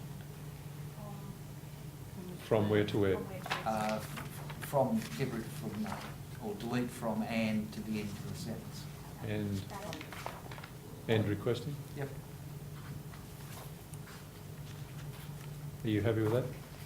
Councillor Miles? Yep. Do we need any further discussion on this, councillors? Briefly, 11:15. when do we finish? Councillor Collins? Look, I will be very brief. I just want to say that the comments that we're talking about, where we're suggesting that with Campbelltown with a housing target of 7,000 houses, we've only got 150 dwellings that we need to produce. Campbelltown is, 54 times bigger, and Hunters Hill, if you actually do the numbers, is actually pulling its weight. It absolutely is, and we're very reliant on, my understanding, on Gladesville coming about in order to meet this target. Yes. If that doesn't happen, it will be, it will be a struggle. If our targets were to increase by, another 150, it would be a very, very big problem. And so this is very serious, because I don't want to see, we're going to have one high-rise up in Gladesville. I don't want any more high-rises in Hunters Hill than we have to. So I think that's why we can all agree on this one. It's nice to finish on a... 6 years ago was in excess of 1,000. Right. 6 years ago, they were looking for 1,200, and that causes a great deal of concern. Anyway, I think we should move on to the... so we need to vote on this? Yes. Those in favour? It's carried. Thanks very much. I think we got there after all that. 4.1, moved Councillor Miles. Thank you, Greg. Good evening. Good night, Greg. I'm Greg. I want a copy of the letter. Second to Councillor Sanderson. Any discussion on 4.1? Sorry, Councillor, can you say again? There's a very overabundance of tree loss here with no explanation, no justification, and no replacement. If you add them up, 2, 4, 6, 8, 10, 11 trees in one meeting. How many trees do we have in Hunters Hill? Are they all gone by the end of the year? Very passionate about it. I'm not confident we have the basis for this decision making at the moment. There's no explanation or detail. Can we provide more information on the trees on those issues? And I can provide an explanation like I've done in the past. The advice of Mr. Creepers is that he can explain each of those trees. I'm sure he can, but the trouble is we're losing them at a great rate. Replacement is very nebulous. They might get planted. They take 40 years to grow to become a significant part of the canopy. But are they watered? Are they maintained? Nobody goes back to check that they actually do survive. So to me, replacement trees, and they're quite often inferior replacements, don't often survive, and so that's not an explanation. All right. So I'll put any further discussion on this. I'll put the motion. Those in favour? Against? That's carried. Thank you. 4.2, development application determined by the Development Control Unit in December 2018, January 2019. Any discussion? Councillor Williams. Mr Mayor, just a comment, and I congratulate staff. As part of the CAP process, CAP went through a very thorough assessment of this and provided some very sound advice in terms of ensuring that the heritage and the Land and Environment Court decision is protected, and you'll see there that... 18 Richmond? Yes, 18 Richmond. There's something in there. On page 19, And it particularly dot point 2 and dot point 3 deal with that matter. And I think it's very important that council be aware that those steps can be put in place to protect our heritage items. Thank you. Yep. Any further discussion on this? Moved Councillor Miles, seconded Councillor Williams. All in favour? It's carried. 4.3, report on legal matters. Moved Councillor Miles, seconded Councillor Collins. Any discussion? Put the motion. Those in favour? Against? That's carried. 8.2? 8.1, the summary of council investments. Councillor Collins, Councillor Crassoy. Any discussion needed? Councillor Collins. A quick question. I've asked before about the term deposit lodged on the 29th of October. Two amounts of $700,000 at different rates of interest, but essentially the same amount of time. Do we have an answer on that?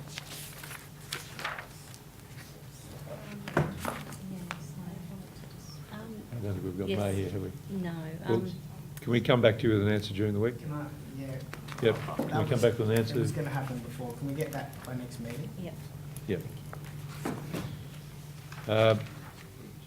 We've got mover and seconder for that. Any further discussion? I'll put the motion. Those in favour? Against? That's carried. 8.2, administration of elections. Councillor Williams. Second. Councillor McLaughlin. Any further discussion needed? Councillor Miles. Just a question through you, Mr Mayor. This is essentially just appointing the New South Wales Electoral Commission to run the elections next year. The preference system that they're talking about doesn't actually affect us in any substantial way, does it? The Richmond. I think it's the counting. Yeah. Through you, Mr Mayor, I understand that no, it doesn't. However, I'm more than happy to arrange for a briefing from the Electoral Commission to explain the intricacies. First past the post would be nice. Would you like a brief? We'll discuss it at our meeting, and if perhaps we do need a briefing. Yep, that'd be great. It's always good to be more knowledgeable and less. No. It was moved, Councillor Miles and McLaughlin, I think, and then Williams and McLaughlin. Those in favour? Against? That's carried. 8.3. Moved Councillor Collins, seconded Councillor Sanderson. Any discussion? Yes. Councillor Collins. If I may. I'd like to move an amendment that we don't send any councillors to the Alga conference. Every year we have this local government jamboree where people just debate motions. I think there were 91 motions last year. It's costing $2,000 to send somebody to... It's not going to have any impact at all on this council. It will be the same motions as last year. They have no outcome, and we just don't have the money to be doing this kind of thing. I do not support sending councillors on these interstate junkets when there is no actual measurable outcome apart from potential advocacy. When I think last year we had 2 motions, neither of them got up. So did. Well, they'll pass? Oh, a very substantive one. Hold on. Okay. Well, was the constitution changed? Yes. Hold on. Are we in debate? Are you in debate or are you moving the motion? Well, I'm moving the motion, so I'll You just... got an issue with it? yeah, well, I'm moving the amended version. Amendment, yeah. Amended version, and that is to send no council delegates. Right, so we've got an amendment. Is there a seconder for that? Councillor Miles. Councillor Collins, anything further you'd like to add? Not at this point. Anybody wishing to speak against? I'll speak against. Last year we got an excellent report by Councillor Williams. I still think there's some things we need to pull out of that report. We've mentioned it a couple of times. I'd like to see an opportunity for us to go through that. I think there are some important things. It was a report that informed us on what was happening. There was a couple of very important things. and I felt very informed by reading it, and it was an excellent report. So I would speak against it. Anybody for the amendment? Against? Councillor Williams? Yes, as somebody who attended the last one of these, I don't consider it a junket. I consider it an honour to represent council at that forum. We were successful in most of the substantive parts of the motions that we put forward. There was a lot to be gained, as Councillor Crassoy quite often mentions her trip to Perth. It is a real opportunity to gain information. A lot of things are presented in addition to the motions. The National Assembly is an important one. We need to be able to engage and understand what's going on at that national level as we do at the local level. We don't send large numbers of delegates, and if the mayor can't go, then a councillor has that opportunity. So I don't think it's an over-reasonable expense for what we get out of it. I think we get a lot from it. I think you drove to the last one, didn't you? I did, Mr Mayor, at my expense. I haven't put a claim in for it. So the amendment, do we need further discussion on this? I'll put the amended motion. Is that right? The amendment. The amendment that we don't send anybody. So those in favour? Against? That's lost. So we're dealing with the motion which is on the table there. Move the motion. Moved Councillor Williams, seconded Councillor Crassoy. Can I ask for a division, please? Certainly. Can I go straight to the motion? Those in favour? Against? Against? Could I just check again? Councillor Miles, Councillor Collins.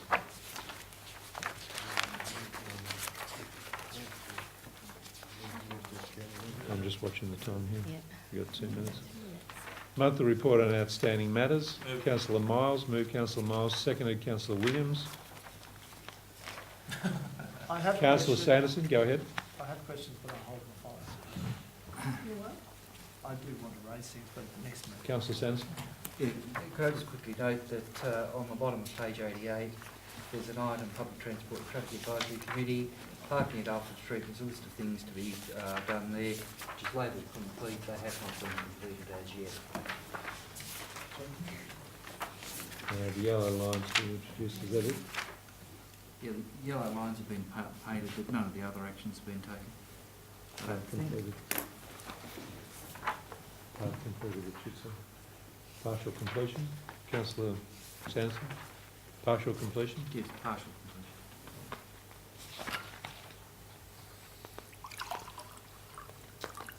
I'll put the motion. Those in favour? Against? That's carried. I'll move both the CAP meetings. Both the CAP meetings. Councillor Miles, Councillor Williams. All in favour? Against? That's carried. What was the next one? Minutes of the 9.3, is that it? Yep. 9.3. Councillor Miles, Councillor Williams. Any discussion? All in favour? That's carried. Move. We actually went into it with 9.3. Oh, we have two, sorry. Sorry, 9.4 rather. 9.4. All in favour? Against? That's carried. 9.5, councillor briefings. Move. It's Moved Councillor Miles, seconded Councillor Williams. No, Councillor Collins. don't libel me. Moved Councillor Miles, seconded Councillor Collins. All in favour? That's carried. Meeting closed at 10:59 p.m.